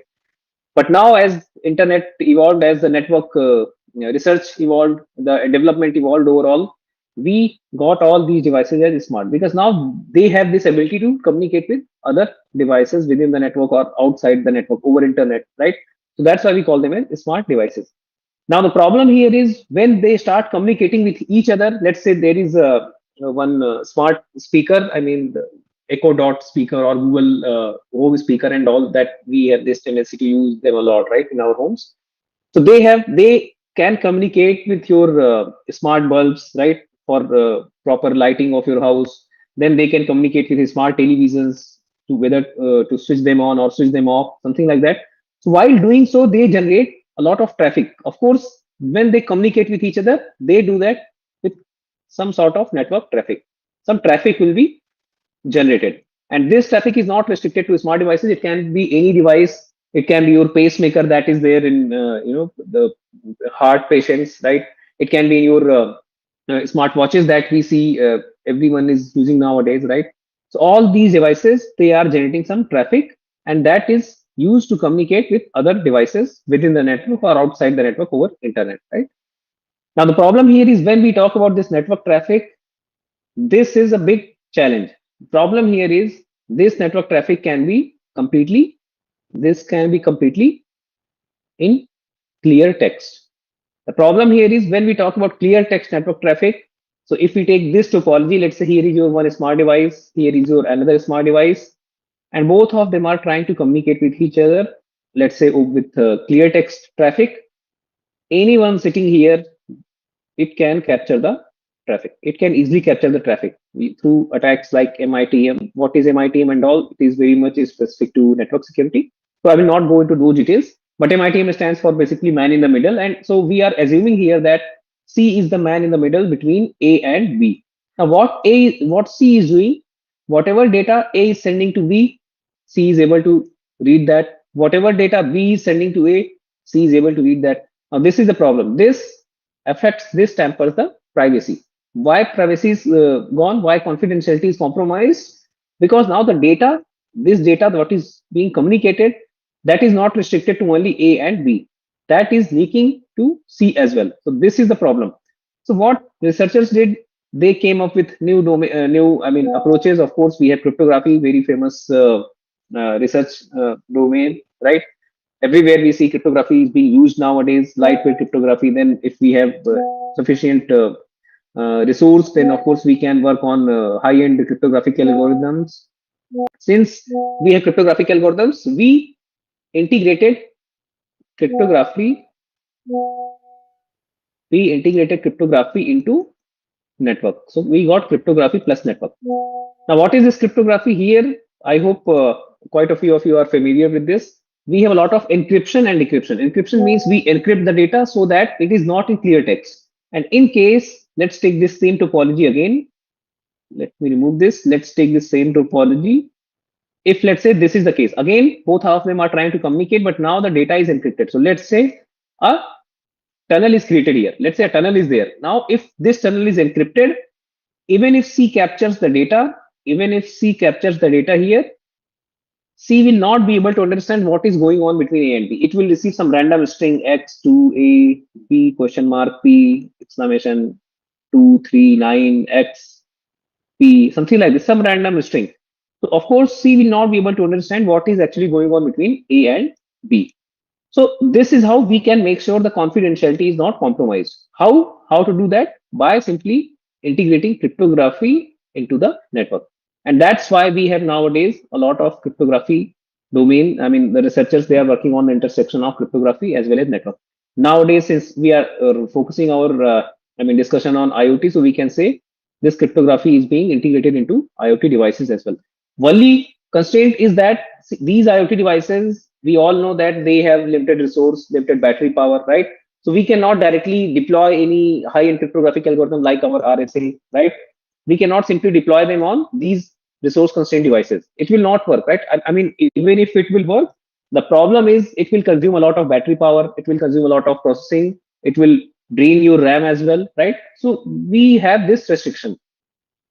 So that's why in cryptography, we get some lightweight cryptographic algorithm like ECC. Again, ECC is not that lightweight, but it's still comparable to, if we compare that to RSA, that is much more lightweight, right?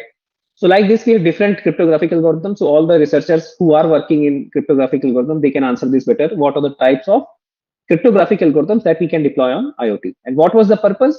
To ensure that the data is encrypted so that no one else in between can compromise the confidentiality, right? So that's why we have everything encrypted now. Then we will see in this talk, what is this problem that we are facing with the encrypted IoT traffic? What is the problem? If we have encrypted IoT traffic, then that means that life is sorted, right? I mean, confidentiality will not be compromised. Even if someone compromises the network, they will not understand what is going on between A and B. So what is the problem now? So that is the problem that we will see, and we will see why to use AI for that, okay? Sensitive data transmit health metrics. So I gave one example of pacemaker. I hope you all know. So it's a device. I guess. I mean, for all the health patients. I mean, heart patients, and they have this planted in their heart, and that is used for proper functioning of the heart, right? So like this, we have multiple health devices which are there. Then our wearable devices which people use to analyze their daily routine, daily workout, and all those things. So they have a lot of private information that should not be shared with anyone else, because then that will lead to data exposure, and then that will simply create a different problem altogether, right? So we don't want that. Surveillance. When we talk about CCTV cameras, earlier we have very simple CCTV cameras, right? They need just power. Okay, you simply plug them to the power source and you can see the see a display on a television within your home. But now we have a smart CCTV camera which are connected to internet, right? Whatever they will capture, you can see the screen. Whatever they are capturing, you can see it anywhere in the world, right? You can be anywhere in the world, and you can simply see what is going on in your home, right? So they are much smarter. They can connect to the network. They can communicate with other devices, right? Then energy usage, of course, this is something that should not be revealed to someone, because if you know that, let's say we talked about drone in defense areas, right? A lot of drones are being used in defense sector. If the adversary knows that, okay, this drone that we are getting right now, the drone which is launching the attack, if the energy is down, I mean, if the battery power is down, then no need to waste your missile or anti-drone missile on that, right? Simply you should not do that, because anyway that drone will go down because the energy is gone now. So no need to waste resource on that. So these are some examples of sensitive data. We should make sure that these things are not compromised. The confidentiality of this data is not compromised. Visibility gap. What is the importance of encryption? Other importance: encryption protects privacy but creates security blind spots. So this is what we will discuss in this presentation. We have AI for our rescue. AI solutions are there. Interpret behavioral metadata when payloads are unreadable. So let me discuss this in a rough slide. I will come to this payloads are unreadable. What do we mean by this? Okay. So first we will discuss some basics of IoT fundamentals. I will not go into much detail. I'm assuming that a lot of things are already discussed for IoT. Then we will discuss what are the issues when we try to monitor the IoT devices, when we try to monitor the traffic that is being generated by one IoT device and the traffic that is being received by another IoT device. What is the problem there? Then what can be the AI techniques? Again, this is a domain which is, I can say this is very hot domain. A lot of research is going on in this. Okay. So there is no hard and fast way of solving this problem. This problem is an open problem. You can see a lot of AI techniques are there. If you think that you can use this AI approach, of course, please feel free to do that. You will see that it is a, since it is a hot domain, I can say that it's a bit easier for you to get papers published in this domain as well. So that is one interesting thing about this particular domain.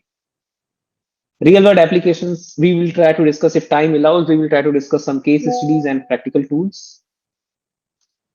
So when we talk about encryption, so all those, if you are forgetting the idea of computer network, so let me briefly discuss that. I am right now taking the example of TCP/IP suite.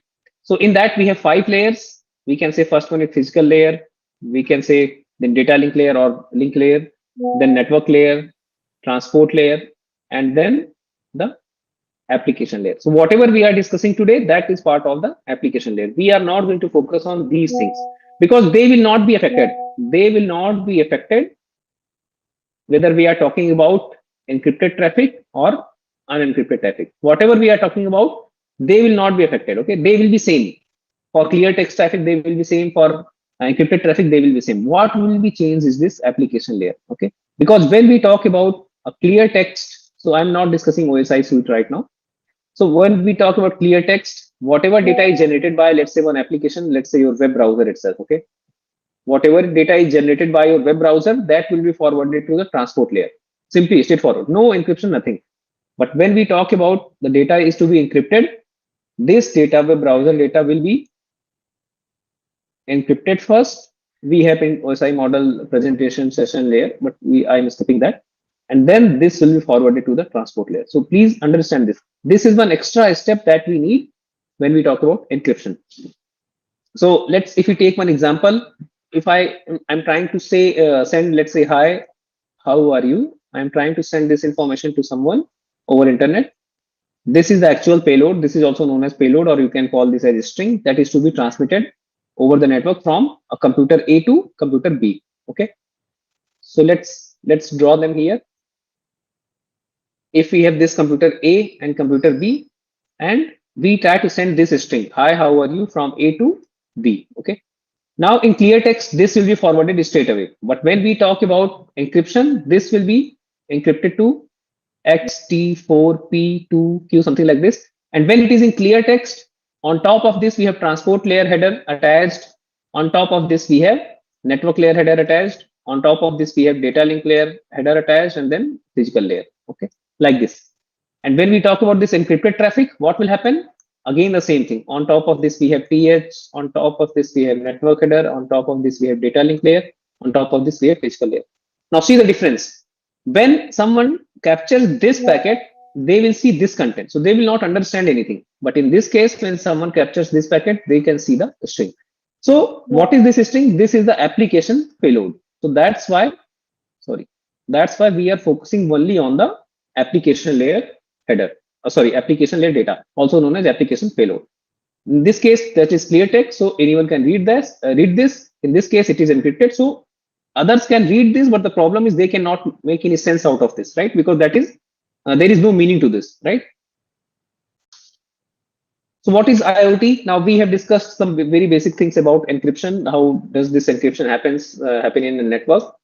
Then IoT, we have first, nowadays we have consumer IoT devices, smart bulbs, thermostats, wearable. Of course, in India, I'm not sure if this is a common device. Still, it is not common device, right? We have wearables, right? Wearable means, I mean, your smart watch and all. Then on top of that, other than your home automation systems, we have industrial IoT as well, SCADA for your for this power smart grids, manufacturing sensors, right? Healthcare IoTs are there, monitors, fitness devices are there. So all these are part of the IoT environment. Network of interconnected devices with sensing, computing, and communication abilities. Please remember these three things: sense, compute, communicate. These three things. And based on these, we have three layers. First is application layer, and by the way, in this presentation, we are focusing on this one. Okay. Then is the network layer. So basically, when we talk about this application layer here, we are talking about this particular computing, this complete three part. Okay. Then when we talk about network layer here, communication is going on. And then when we talk about perception layer here, basically we have sensing going on. Okay. The physical devices, sensors, actuators, they interact with the physical environment. So if you talk about, let's say, moisture sensor, right? It can be moisture sensor. It can be a smoke sensor, smoke detector, something like that. What are all they? If they are connected to a network and they can generate some network traffic, then that means that they are smart sensors. Okay. The network layer, so basically how they are transmitting this data, whatever they captured, let's say they captured the temperature is 30 degrees Celsius. Let's say they captured this data, how to forward this to a dashboard running on the application layer. Dashboard basically means you can say a web interface. You can say a web interface that we can see on our, let's say, web browser. Okay. We have a simple web browser, web GUI, web interface on which we can, yes. So sorry to interrupt. The participants facing difficulty to see the marker color in red. So ask them to. Okay, so you have difficulty in. Okay, let me they can't able to read in red color, so they request to change the marker color to some. This blue is fine. Could you please confirm? Yeah, blue or yellow or green is fine. Yeah, blue is fine. We can go with blue. Blue is fine. Okay. Yes. So I have written both. Yellow I think yellow is better. Yellow is better. Yes. Yeah, perfect. Perfect. So okay, let me use the yellow then. Okay, fine. And okay, thanks for the update. I will post the comments whichever the audience are raising. So if possible, you can try to address that. Okay, just to try and change. Okay. Okay, fine. So till now we have received the comment for marker color, right? Okay, perfect. Okay. So now we were talking about at application layer, we have web interface where we can see the content that is generated by the sensor. So in this case, the content is basically the temperature, right? Now, how is this happening? Sensors are somewhere else. They are somewhere in real field. Let's say in a maybe on a road, okay, or outside a building. We can say that is a better example, I think. Outside the building, right? But of course, you are not seeing all these things outside the building, right? You are sitting in your office. You have a computer. You have monitor where you have the web interface, right? So that means that the data from this sensor outside the building is being forwarded to the dashboard, which is running on your system, right? Now, how this data is forwarded? That is the responsibility of this network layer. It transfers data. It can be either your Wi-Fi. So let's say the sensors are directly connected to the Wi-Fi, or it can be through Zigbee controllers, then low range this communication system, and or cellular communication. Cellular communication basically means that we have IoT gateways where we can use directly our SIM cards for the data transmission. Okay, so the idea here in this architecture is we need to understand three layers. First layer, we are talking about the our computers, okay, where we can see the actual data. Okay, we can capture the data, we can analyze it, we can perform some operations on that, we can pre-process them. All these things are happening at the computer. Then last layer here, basically perception layer, where we have actual sensors, physical devices which generate the data. Here the data is being generated. Now how these two work in tandem with the help of the network layer. So these generate data and they forward the data to the application layer through the network layer. Okay, so this is now overall concept.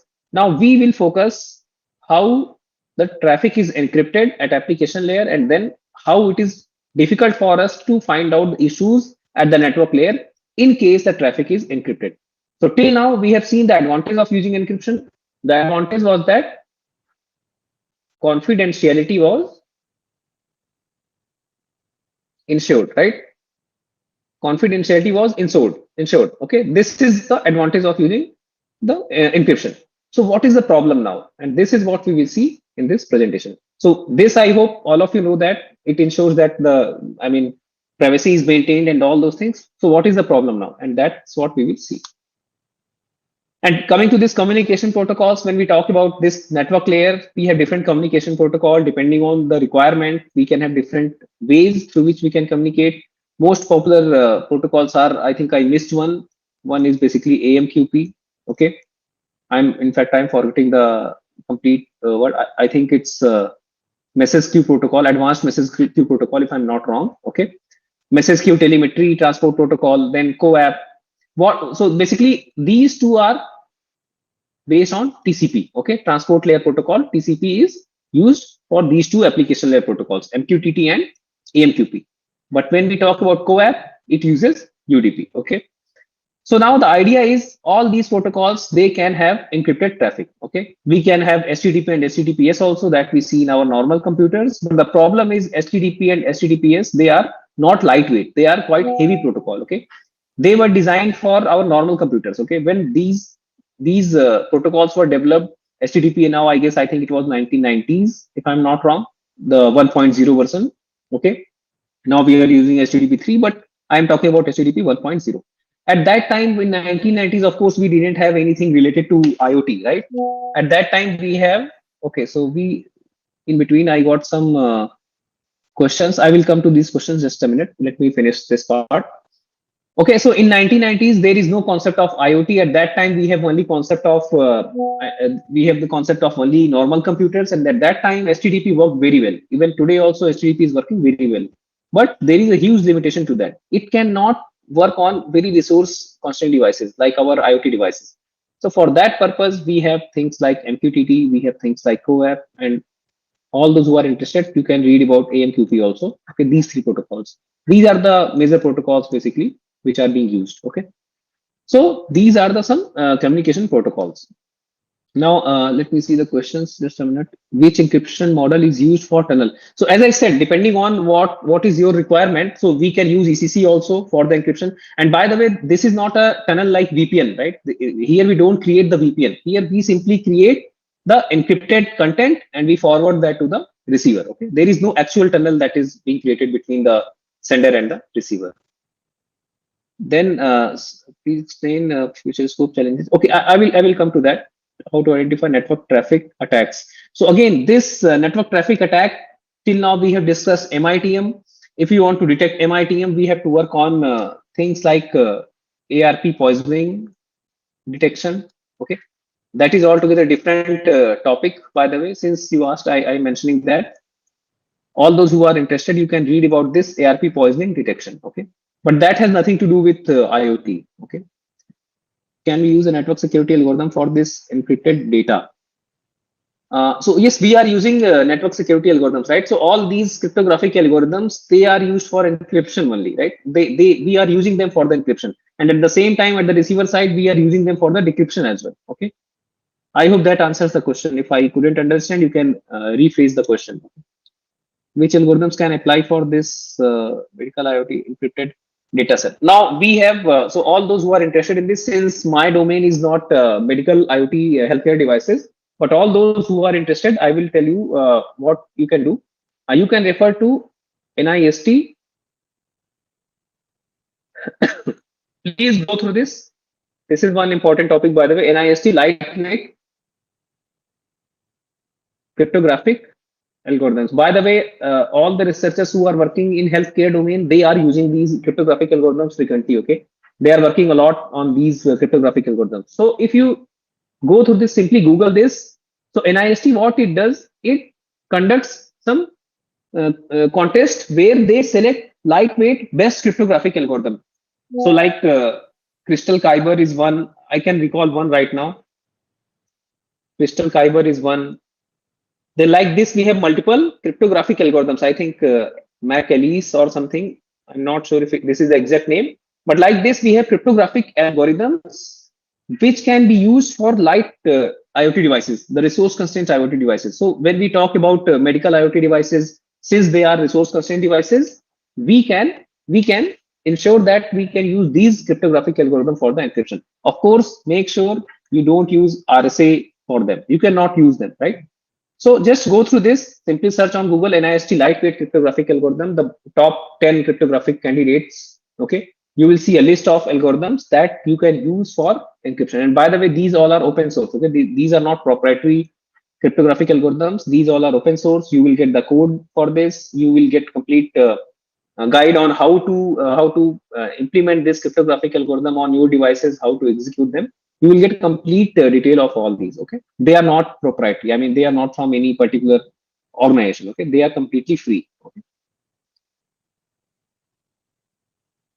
Okay, coming to the growth of IoT, again, this is something not directly related to the point that we are discussing right now, but just the motivation why you should work on this IoT security or IoT network security. The reason is right now we have, again, this is I think 2 to 3 year old data. This was for financial year 23 to 24. Okay, 15 billion plus connected devices, and here we have our smartphones, smart televisions, smart CCTV cameras, smart sensors, smart watches, and all those things. All of them are connected to internet today. Okay, 25 billion, it will reach to 25 billion by 2030. You can see the growth. Almost now 10 billions will be added by within next 5-6 years, right? Attack surface. Now, when we talk about this number of devices, if let's say you find a vulnerability in one device, let's say a Samsung mobile phone, not let's forget the mobile phone. Let's say maybe one CCTV camera. Let's say you find a vulnerability in CCTV camera whose name is C1 from some XYZ vendor. Okay, I'm not specifying anything. Please don't understand that. I am simply mentioning a generic this CCTV camera called as C1, which is having a vulnerability V. Okay. Now, what will happen if let's say this CCTV camera, this vendor is very popular. Okay, this company is very famous in all different countries, and a lot of people are using this CCTV camera.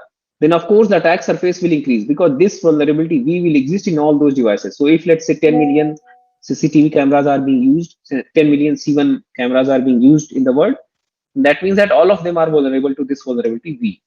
But if we take, let's say, one camera C2, which is not that famous and only maybe within India it is being used, and let's say 5 lakh people are using in 5 lakh households, it is being used. In that case, what will happen? The attack surface is automatically gone down. This is known as attack surface. More devices means increased risk. Okay, because if you find a vulnerability, that vulnerability will be applicable to more number of devices if the device is popular, right? Now, okay, why is encryption used? First, confidentiality. Okay, I hope this we have already discussed, so I'm not going to discuss this again. Then there is something integrity. When we talk about the same topology, let's say we have two users A and B, and in between here we have C. Earlier we were talking about this topology, this communication model. Okay, A is trying to communicate to B, B is trying to communicate to A, but in between the C was not there. So C was trying to capture some data like this. So here confidentiality is compromised. Okay, means that privacy is compromised. But if we change this, if somehow attacker changes this topology, this communication model to like this, now what is the problem? Can you tell whether integrity is compromised here? Yes or no? Anyone? So if you see, integrity is also compromised. Why? Because in this case, integrity basically means that the data can be modified. Whatever A is trying to send to B, C can modify the data in between. Whatever B is trying to send to A, it can also be modified by C. In fact, availability is also compromised. So if you know, cybersecurity is relying on these three things: confidentiality, integrity, and availability. We have discussed confidentiality, we have discussed integrity can be compromised in this case. In the same way, availability can also be compromised. How availability will be compromised? Because when C is in between A and B, whatever A is sending to B, that is going through C. So what C will do? C will simply drop it. Don't forward to B. Whatever B is sending to A, simply drop that. Don't forward it to A. The problem here is now the message is dropped. This leads to denial of service. Okay, very famous attack known as DOS attack. So in this case, availability is also compromised. So all these three things are compromised. Okay. Since we are talking about encryption, so we do not discuss in general availability. So that's why I have not mentioned it. Authenticity, how to identify who is the sender of this particular, how to identify who is the sender of this particular message. So there is something known as digital signature. Okay. That is again one concept of cryptography, encryption. Okay. So for that also we use encryption. For compliance required by GDPR, again all the basically your data protection laws which are there, which exist in different countries, right? So this is for America. Okay, I'm forgetting the full name for this, but this is for America and this is for complete European countries. Okay. So what happens in this case? Basically, what they do, they ensure that the data is not compromised with the help of encryption. Types of encryption. Now, one of you asked this question. We can have TLS SSL based encryption where we encrypt the data, transport whatever is after transport layer, that will be encrypted. Okay. When we see HTTPS, please ignore this SSL. Nowadays, we are not using that. That is obsolete now. When we talk about HTTPS, in that case, we are talking about HTTP plus TLS. Okay. Please remember this. This TLS is nothing but this, whatever we are discussing right now. Okay. Transport layer security. Okay. Then we have another version of TLS, the datagram transport layer security. This works for UDP protocols, not for TCP. Then we have symmetric cryptographic algorithm, AES, right? That is of course lightweight as compared to your RSA, right? Then we have elliptic curve cryptography. These are a bit lightweight as compared to these RSA and other cryptographic algorithms. So they can be used for IoT devices. But again, these are very old cryptographic algorithms.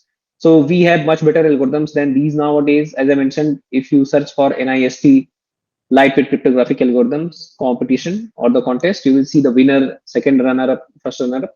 You can find out the name of those cryptographic algorithms. So if someone in the participant, if you are working on, let's say, the communication part for IoT devices, and you assume that you need encryption, what you can do, you can refer to this content. Okay, you can refer to the different cryptographic algorithms, find one, just see the name, that's it. Name, just check the name, that's it, and simply search that name on Google. You will get the GitHub repository for that, you will get the code for that, and then you implement it on the device. Okay. Now now let's see the limitation. That's very important. Again, this is the challenge that we are facing as a cybersecurity researcher. We are facing this. Okay. Limitations of encryption. First, when we talk about hi, how are you, everything is understood. If you take the same example again, now we don't have C, we have, let's say, a legitimate, let's call this as firewall. It is not a firewall, but to make it simpler, I am calling this as a firewall, let's say. Okay. Whatever data is being communicated, that will be captured by firewall. Firewall will analyze what is going on between A and B. It will simply read the content. Okay. Whatever content is there, based on that, firewall can take action. But in case you simply encrypt this X to PA5TQ, Z, something like this. Now the problem will be this legitimate firewall, poor firewall, it will not be able to understand what is going on between A and B. Though this firewall was deployed for better purpose, right? It was deployed to ensure that it can check what is the content that is being communicated between A and B, right? Because if you can take your university network, right? If you do that, what will happen? It will be something like this, something like this. Okay, this is your local area network. Here is your computer A. It is trying to communicate to B. Let's say the communication is happening like this. Okay, if it is encrypted, if this content is encrypted X2, A5, P, T, Z, something like this, and we are assuming end-to-end privacy from here to here, no decryption in between. Please remember this assumption, no decryption in between. In that case, this firewall will not be able to understand the actual content that is being discussed between A and B. So if it is having one string that should not be searched over internet, the legitimate firewall cannot do that, right? So this is the biggest challenge that we face because of the opaque payload. The payloads are not transparent, right? Security tools can't see inside packets. Of course, then we have seen now the advantage is there, but at the same time, this advantage comes with a huge cost. That is the security tools cannot check the content in the packet. IDS limitation. So basically the firewall that I mentioned, it is nothing but IDS. There is a huge difference between IDS and firewall, but I did not want to create confusion by discussing IDS and firewall separately. So just assume that we are talking about IDS right now, intrusion detection system, which cannot understand anything if the data is encrypted, right? So it cannot scan encrypted content. Port confusion. Now chances are that we have something known as TCP and UDP port. Okay, we have all these things, TCP and UDP port. Okay. We got a few questions again. Let me finish this and then I will take the questions. Okay. So here what happens, the very common services like service HTTPS, it works on port 443. We have service HTTP, it works on port 80 and so on. So like this, we have services. But again, this is not necessary. You might have seen some websites in your local area network that is hosted on port 8080 also, right? That is not a, generic port, right? It is randomly defined by the network administrator. So we can do that, right?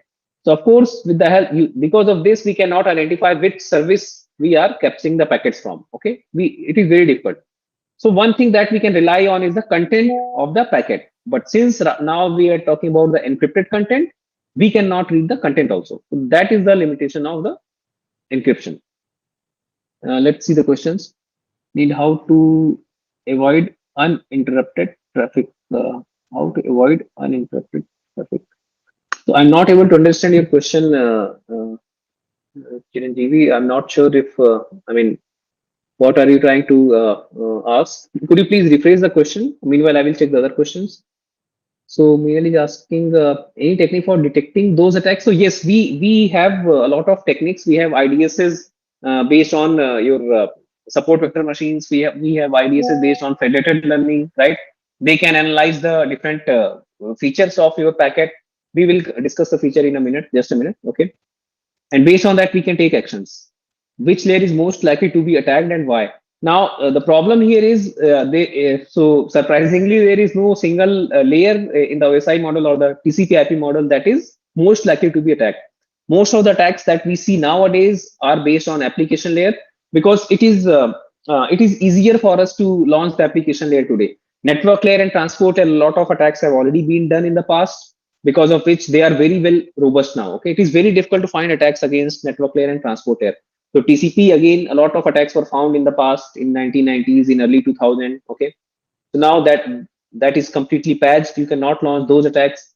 IP, there were a lot of issues earlier, but now it is completely patched. So it is very difficult for you to launch attack on these core protocols. But yes, you can launch attacks on other application layer protocols.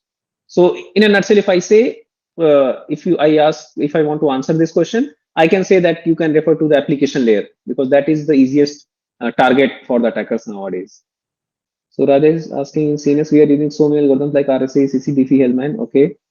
So based on our requirement, when these algorithms are used encryption and decryption process. Yes, they are being used for that. So Diffie, Hellman, technically, we not only use for encryption and decryption, but they are used for places where we need to exchange a shared key between the client and the server, or the sender and the receiver, because we cannot rely on the asymmetric key cryptography. Asymmetric key cryptography like RSA, it is, as I mentioned, it is very huge. I mean, it needs a lot of resource, right? It needs a lot of computational power.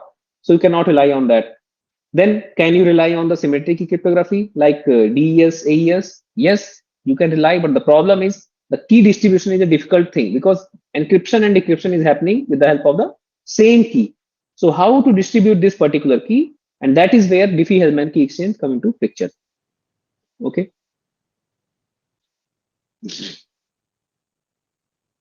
So, I mean, what these are the limitations of the encryption, because of which we need to shift our focus from content to behavior. And as soon as we shift our focus from content to behavior, AI immediately come into picture. Why?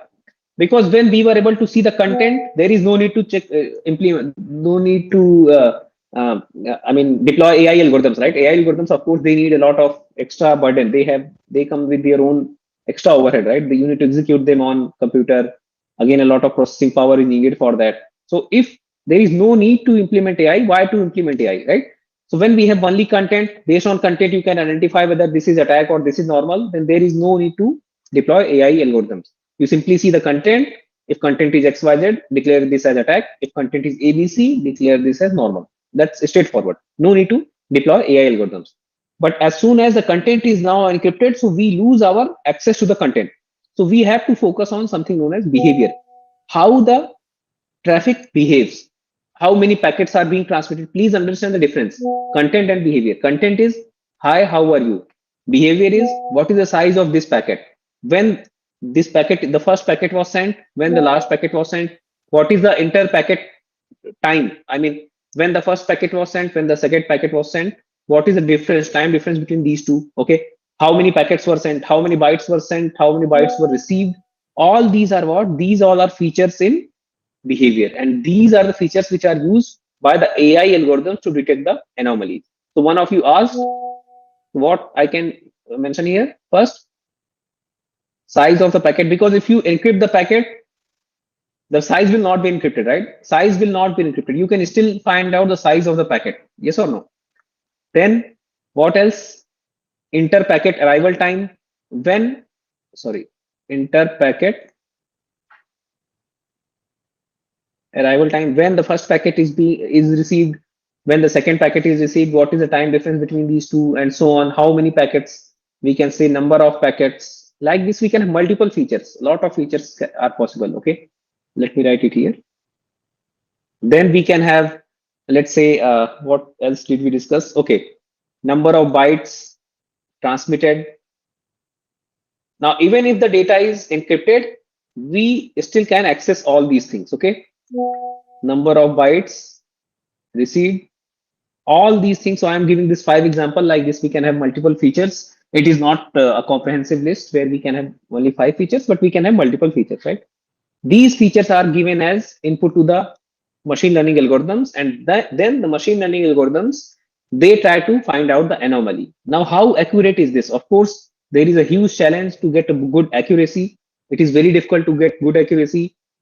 Usually, we should not say that, but we see a lot of papers that are being published in this domain.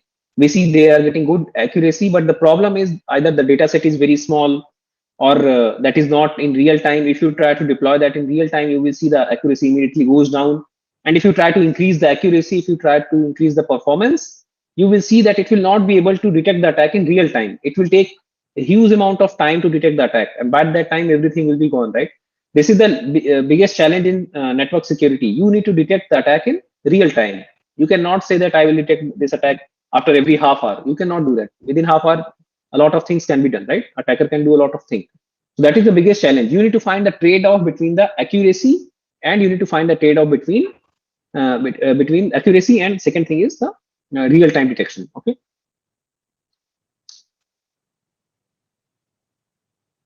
Okay, so again, we got a few questions. How can generative AI model be applied to analyze or simulate encrypted traffic pattern? Now, again, here, this is no different than your normal AI models. So what I can say is, in fact, I have not used Gen AI models till now. But what we can do is, you can simply use the APIs that are there. So all these Gen AI models, they have their APIs available, right? You can use them, simply use them. They are like black box, but what you can do, you can use the API, you can give them the traffic, network traffic part. Of course, you need to process the network traffic first for all these five features, let's say, that we have discussed here. Okay, these five features. Tell to the AI model that, okay, these are the five features. Based on this, check whether this flow that we are getting is normal or anomalous. Then that AI model can simply respond that. Okay. But the thing is, yes, you have to parse that before. You have to pre-process the traffic first. Okay. And then, if I'm not wrong, all these popular Gen AI models, they have their own APIs that you can use in your code. Okay. You can do that, but I'm not sure which one will give better result, because I have not used till now, since, as I mentioned, this is a very new domain where a lot of research is already being done, and I'm not sure if anyone has used till now Gen AI model to detect anomalies in encrypted traffic. And I think, as far as I know, to the best of my knowledge, there is no paper which is discussing what is the performance of generative AI model on encrypted IoT traffic, by the way. Okay. Then Preeti is asking, sir, can you tell what is the basic difference between AES and DES in encryption? So again, in a nutshell, if I say DES is very old algorithm, we have, in that case, we have only 64-bit keys. Since if the key size is less, the problem is, in that case, it will be very easy for us to break the algorithm, break the encryption. So if you give one string to someone, to the attacker can find the corresponding clear text. So that is the problem. That was the problem with DES. Since anyone can break DES, I mean, the nowadays, which the computers that we use, i5, i7 processors, they can break AES. They can break DES very easily. To avoid that, we shifted to AES, and AES is basically the advanced encryption standard. Okay, so this AES is now much more secure as compared to DES, and that's why we are using AES nowadays. Okay. Now, Sima is asking, has encryption have any use in GAN network or in Gen AI? Gen AI I have already mentioned. I'm not sure about again GAN network. As far as I know, graph neural network is one domain where people have already uh, done a lot of research on that, how to find out anomalies in clear text traffic using graph neural network. But I'm not sure about this encrypted content. So I cannot answer that part. But yes, Gen AI, as I mentioned, there is no research has been done till now on that part. How AES and ECC is different? Again, as I mentioned, ECC is basically based. It is based on elliptic curve. It has a lot of. Then again, we have to go off topic from this discussion. But please remember that AES is symmetric cryptography algorithm, while ECC is elliptic curve. Okay, so both are different ways of encrypting the content. But the similarity is both are both are lightweight. They are not heavy as compared to if we compare it to RSA. Then Disha is asking, is anomaly detection is useful in this detection? Yes, of course. So whatever we are discussing right now, that is anomaly detection only, because as I mentioned, now we do not have access to the content. Why we do not have access to the content? Because the problem is the content is encrypted now, right? So we cannot have that. We have to focus on the behavior. And when we talk about behavior, we have to talk about anomaly detection. So also known as behavioral anomaly detection. Vinayak is asking how to protect application layer from attacks. Again, as I mentioned, you can work on encryption. Encryption prevent a lot of attacks, but the problem is, we are discussing, this encryption comes with a lot of issues. Okay, and that's what we are discussing. There are so it has both the things, heads and tail both. Head, this is very much efficient. If you do use encryption, you can mitigate a lot of attacks. But at the same time, tail, the problem is the legitimate security tools, they cannot read the content of the packet. Priya is asking, encryption which type of security key use. So as I mentioned, depending on the cryptographic algorithm, we can have different length of the key, 64-bit, 128-bit. In fact, RSA nowadays 2048-bit key is very common. But of course, if you increase the key size, the problem is the overall time needed to encrypt and decrypt will also increase. So that's why we can say that RSA we cannot use on any resource constrained IoT devices. What type of encryption standard be implemented for analyzing? What type of encryption standard be implemented for analyzing? I'm not sure what is the question. Priya, could you please rephrase this question? And meanwhile, you write the rephrase question, and meanwhile, I will discuss the other topic. Okay, and then I will get back to your question again. Okay, why encrypted traffic is hard to analyze? First, DPI. This DPI is known as deep packet inspection. Again, a very interesting domain in the network security and machine learning, deep packet inspection. When you talk about deep packet inspection, that means that you are talking about the content of the packet. But as soon as you talk about the content, if it is encrypted, this DPI is completely gone. Big cross. Okay. So these people have worked on this since last 15 to 20 years. A lot of work is published in this, very good papers, research papers, seminal research papers are there. But now they are completely gone. You cannot use them in the real world. Why? Because now we are talking about encryption, right? Labeling issues, cannot tag encrypted flows easily. Since we don't know the actual meaning of the content, we cannot label them, whether it is normal or attack, varied standards. Encryption implementation differ widely. Quite a few of you also asked difference between AES, ECC, DES, right? Then Crystal Kyber, the one that I mentioned. Okay. MAC Alice. The problem with these is basically these are different types of cryptographic algorithm, and if you change the cryptographic algorithm, of course implementation will also change. So that is the biggest challenge that we see in encrypted traffic.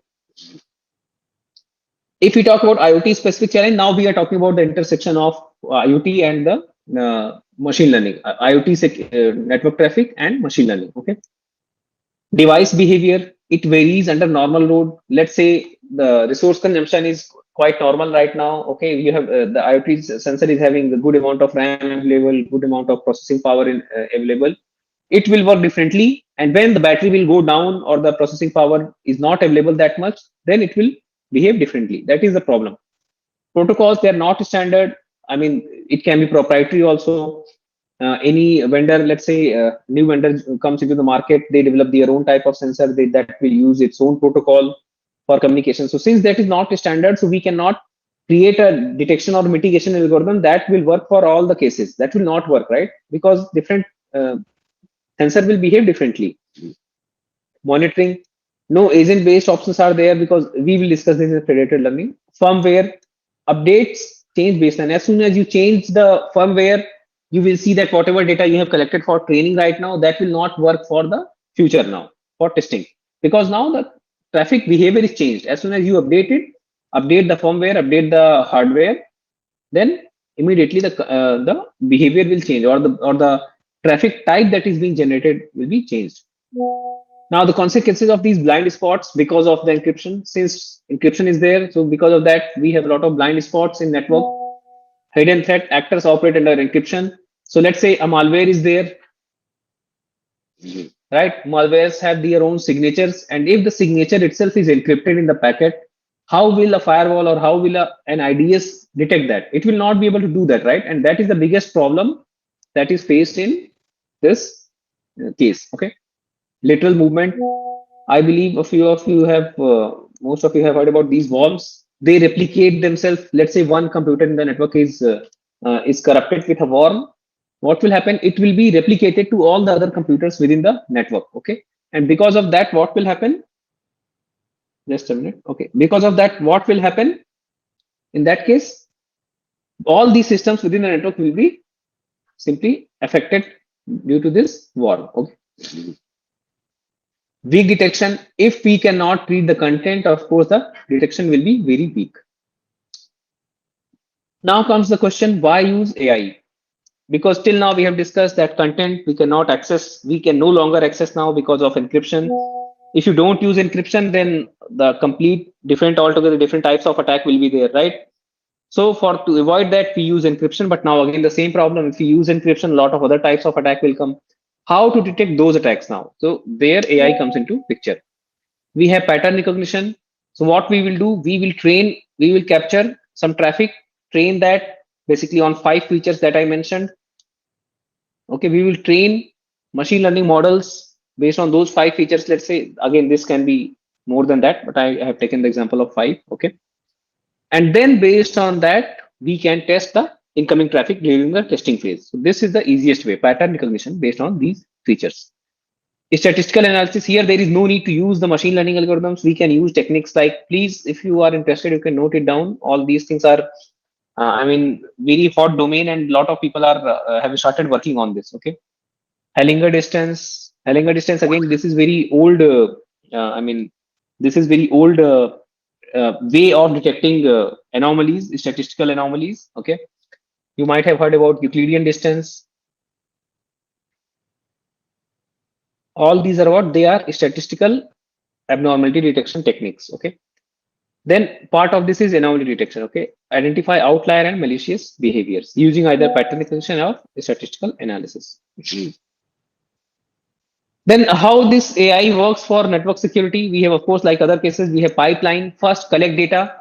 This can be from within your network. Okay, let's say you create a dedicated computer.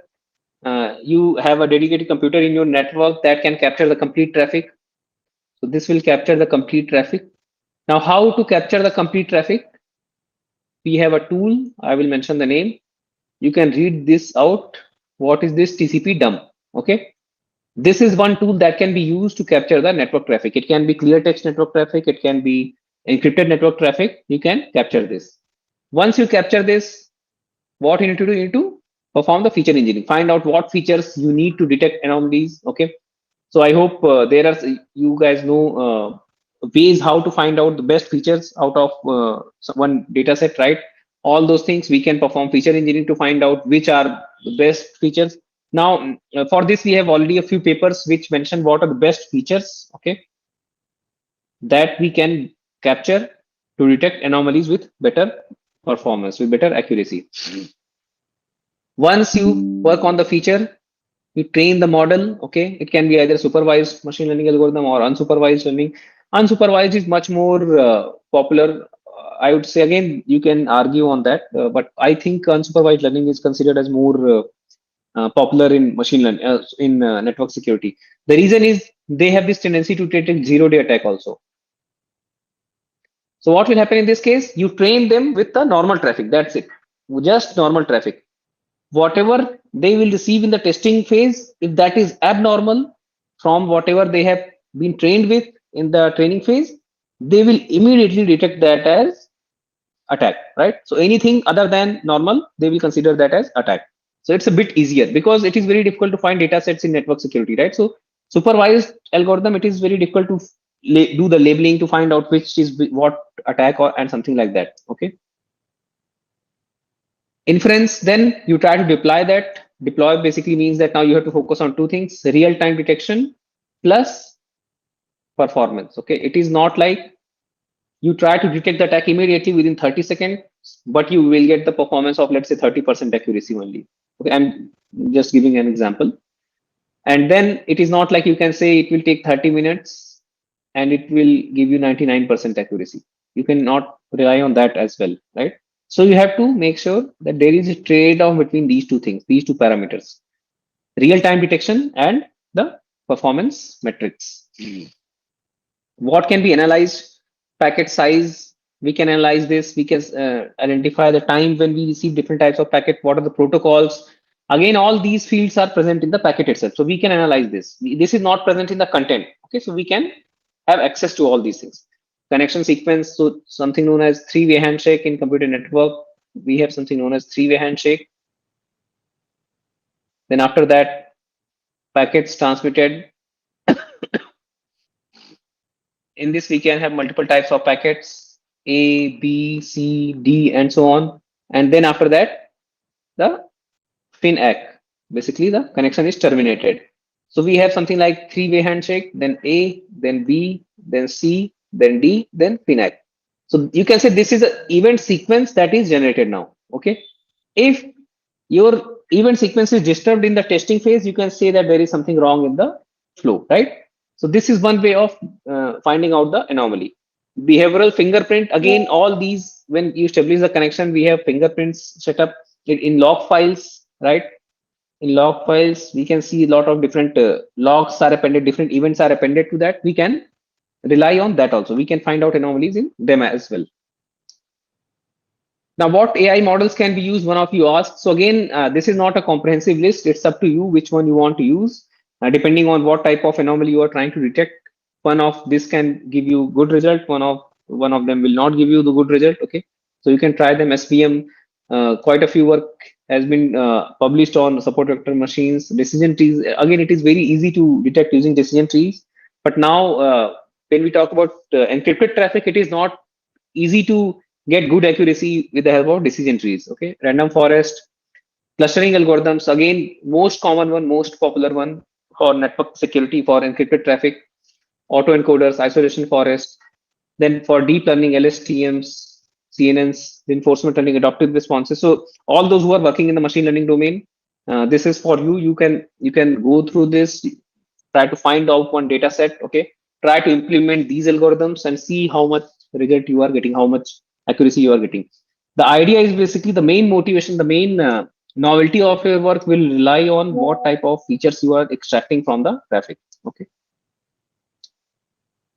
Then we have something known as federated and edge learning. Again, this is basically this came into picture for network security only.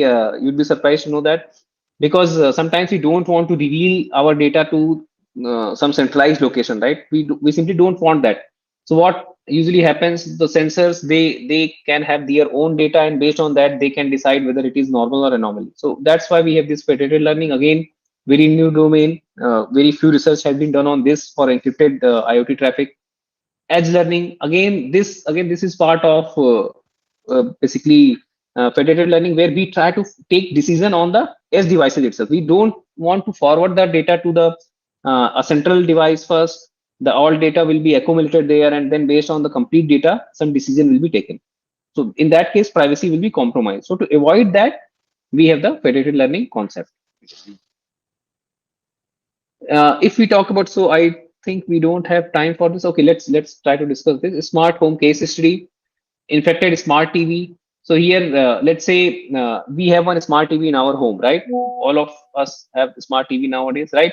Let's say, let's assume that it is compromised through a malware. Okay, because these television, these smart devices, they are not that secure, unlike your laptops and mobile phones. Laptops, mobile phones, they are very much secure because they are designed to work accordingly, right, based on that.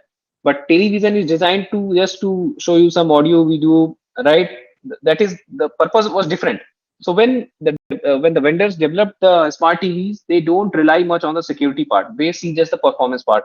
The picture quality should be good, the audio quality should be good, there should be a lot of functionalities, right? But they don't focus, they don't put much emphasis on the security component in these devices, smart refrigerators, smart CCTV cameras. So because of that, there are a lot of vulnerabilities that exist in these devices, and because of those vulnerabilities anyone can exploit it to affect them through a malware. Okay, once it is compromised with a malware, in that case what will happen, you will see sometimes, let's say if you find out that in midnight, let's say a lot of data is being exported somewhere, so a lot of data is uploaded. Okay, a lot of data is being uploaded at, let's say 11 o'clock, 11 p.m. That means that there is something wrong through the in the TV, right? Why is it happening that a lot of data is being uploaded from your TV to somewhere else, right? So immediately you will find out that there is something fishy going on.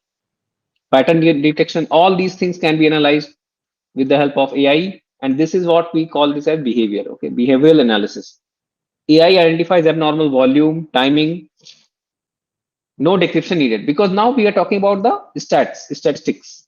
We are talking about the statistics. We are not talking about the content. Please remember, understand this. We are not talking about the content. We are talking about the stats now. Okay.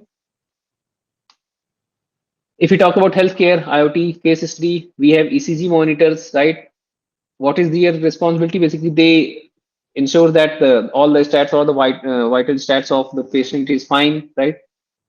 The challenge is maintain patient privacy while detecting anomalies. So here we can use federated learning. Again, this is a new domain. I mean, quite a few papers have been published in this.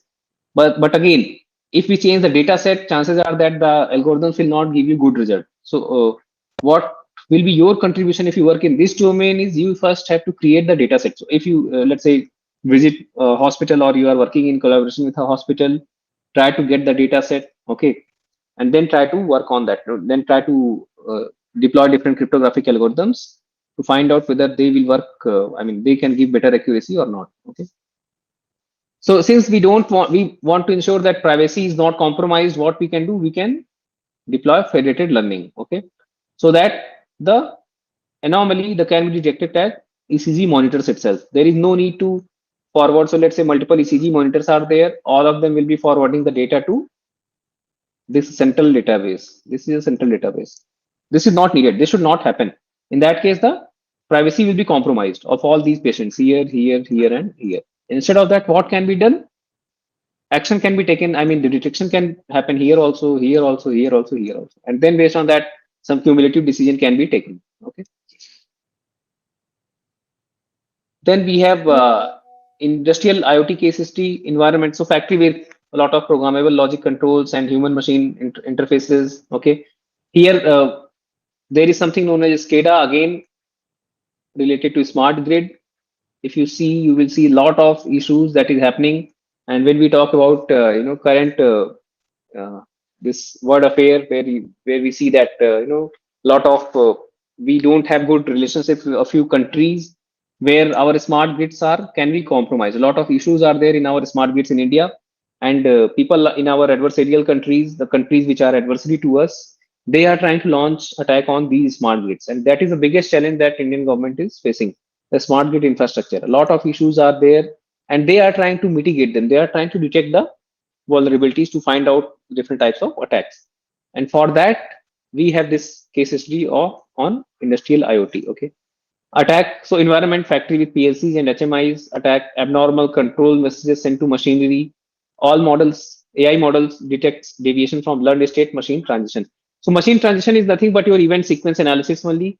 So let's say machine is at state X in the initial phase. It receives a packet A, it moves to state Y. Then after that, it receives a packet type B. Then it moves to Z. If it receives a packet type C, then again it moves to state Y. Okay, so this is basically state machine transition that you can also create with the help of this event sequence analysis. Okay, now on top of this, you can adopt, you can implement, you can deploy different types of machine learning algorithms. TCP versus NDN, again, this is something that is out of your discussion. I mean, I will try to skip this because this is, again, there are a lot of issues in TCP, and nowadays people have started moving to NDN. So all those who are interested, you can just refer to this. You will find out the issues in TCP IP, which is being used over internet since last 50 years. Now, I think, yes, it's been 50 years since we are using TCP IP, the complete internet, the current internet architecture. Since there are a lot of issues, to avoid this, we have a new internet architecture called as named data network. Okay, named data network. So all these IoT devices, people are trying to ensure that they can use NDN for communication instead of TCP/IP. This is groundbreaking research, but still a lot of challenges researchers are facing. But they are working on the simulators. They are not working on the real hardware till now, but they have started working on the simulators. Okay. So all those who are interested, you can read about simulators like NDN Sim. Then you can read about Icarus. Okay, so and then we have one more Python-based NDN, that is Mini NDN. Okay, so these are some of the simulators where people are trying to work on finding out how NDN can perform better than TCP/IP in different use cases. Okay. We have traffic analysis tools. So one, we have already discussed TCP dump. Like this, we have multiple other tools like Wireshark. Please go through them. You will see that they are very interesting. You will see how packets are being transmitted from your computer to other computers. Okay.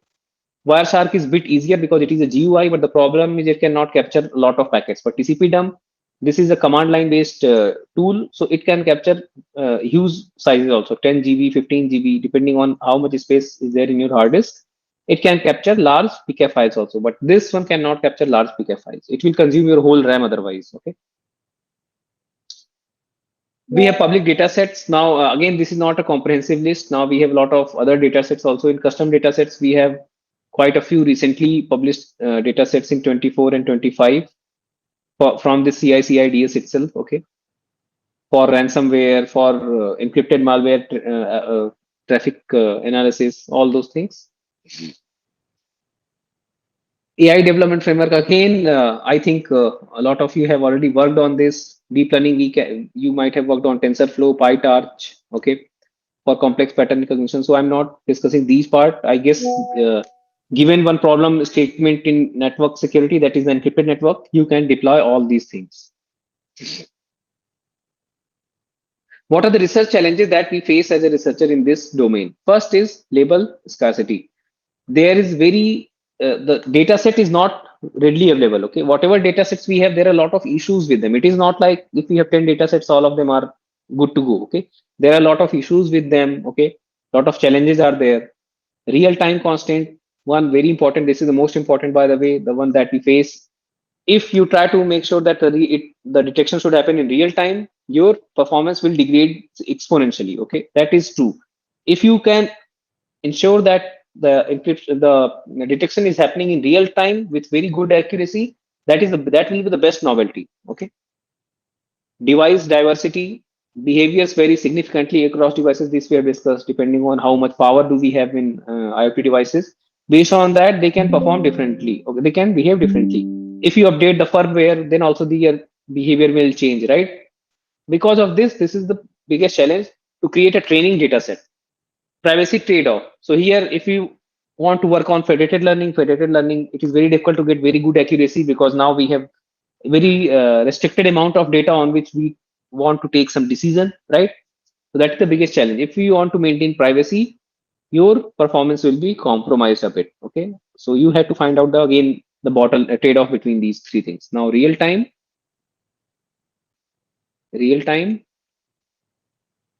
performance, and privacy.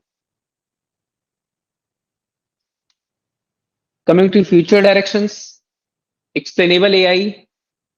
Then we have basically, you can use this because everything that we talked about is, that is completely black box, right? So it's better if you follow the explainable AI part. Policy driven response, automated mitigation based on AI insights. Federated learning, this one we have already discussed. Why to use federated learning? To ensure that the privacy is not compromised. Standardized benchmarks. So this is the problem that we are facing. We don't have proper benchmark because we don't have a good data set for that. So coming to the summary, we have discussed encryption is essential, but a lot of issues also come with that. AI provides solution to that, but the problem is, again, it is not known till now that which one will give better result for us. So it's a hot topic. It's a hot research domain. One of you mentioned GenAI also. That is a good research domain, by the way. A lot of issues will be there, but that is a completely new domain. Okay, how to use GenAI for encrypted traffic? Practical deployment, integration of tools, models, and domain knowledge. We will see a lot of tools will be there for ND, and a lot of tools for data capturing, a lot of tools. Then again, you need to use a lot of tools for your machine learning deployment also. So all these things create a lot of issues with the practical deployment. So with that, I will stop my presentations, and questions are most welcome. If you have any questions, you can let me know in the chat box.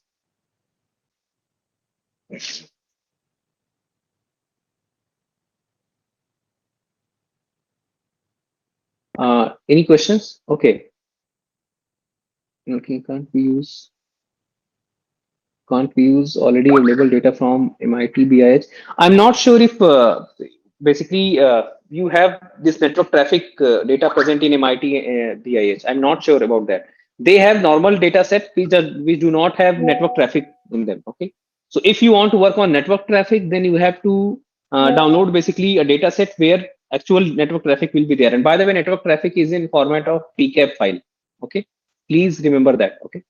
You need PCAP file if you want to work on this research topic. Okay. So we are basically talking about how ECG devices are communicating with a central database. Okay, we are not talking about individual anomalies in ECG readings. Okay, we are talking about the anomalies in the overall ECG database.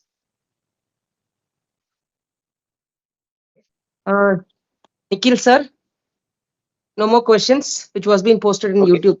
All the questions are already been posted into MS Teams. Okay, perfect. Okay. Thank you, Nikhil Tripathi sir. It's my privilege to thank the guest of this session 6 FDP guest. We are truly inspired by the way you connected the theoretical concepts with the real world applications, sir, making this complex subject more approachable and relevant. Your guidance today will undoubtedly strengthen our confidence, the participants' confidence in exploring and integrating all the techniques, whatever you have told, sir. Thank you, sir. Thank you, Dr. Mani. Thank you Thank you, sir. for the opportunity. Yeah.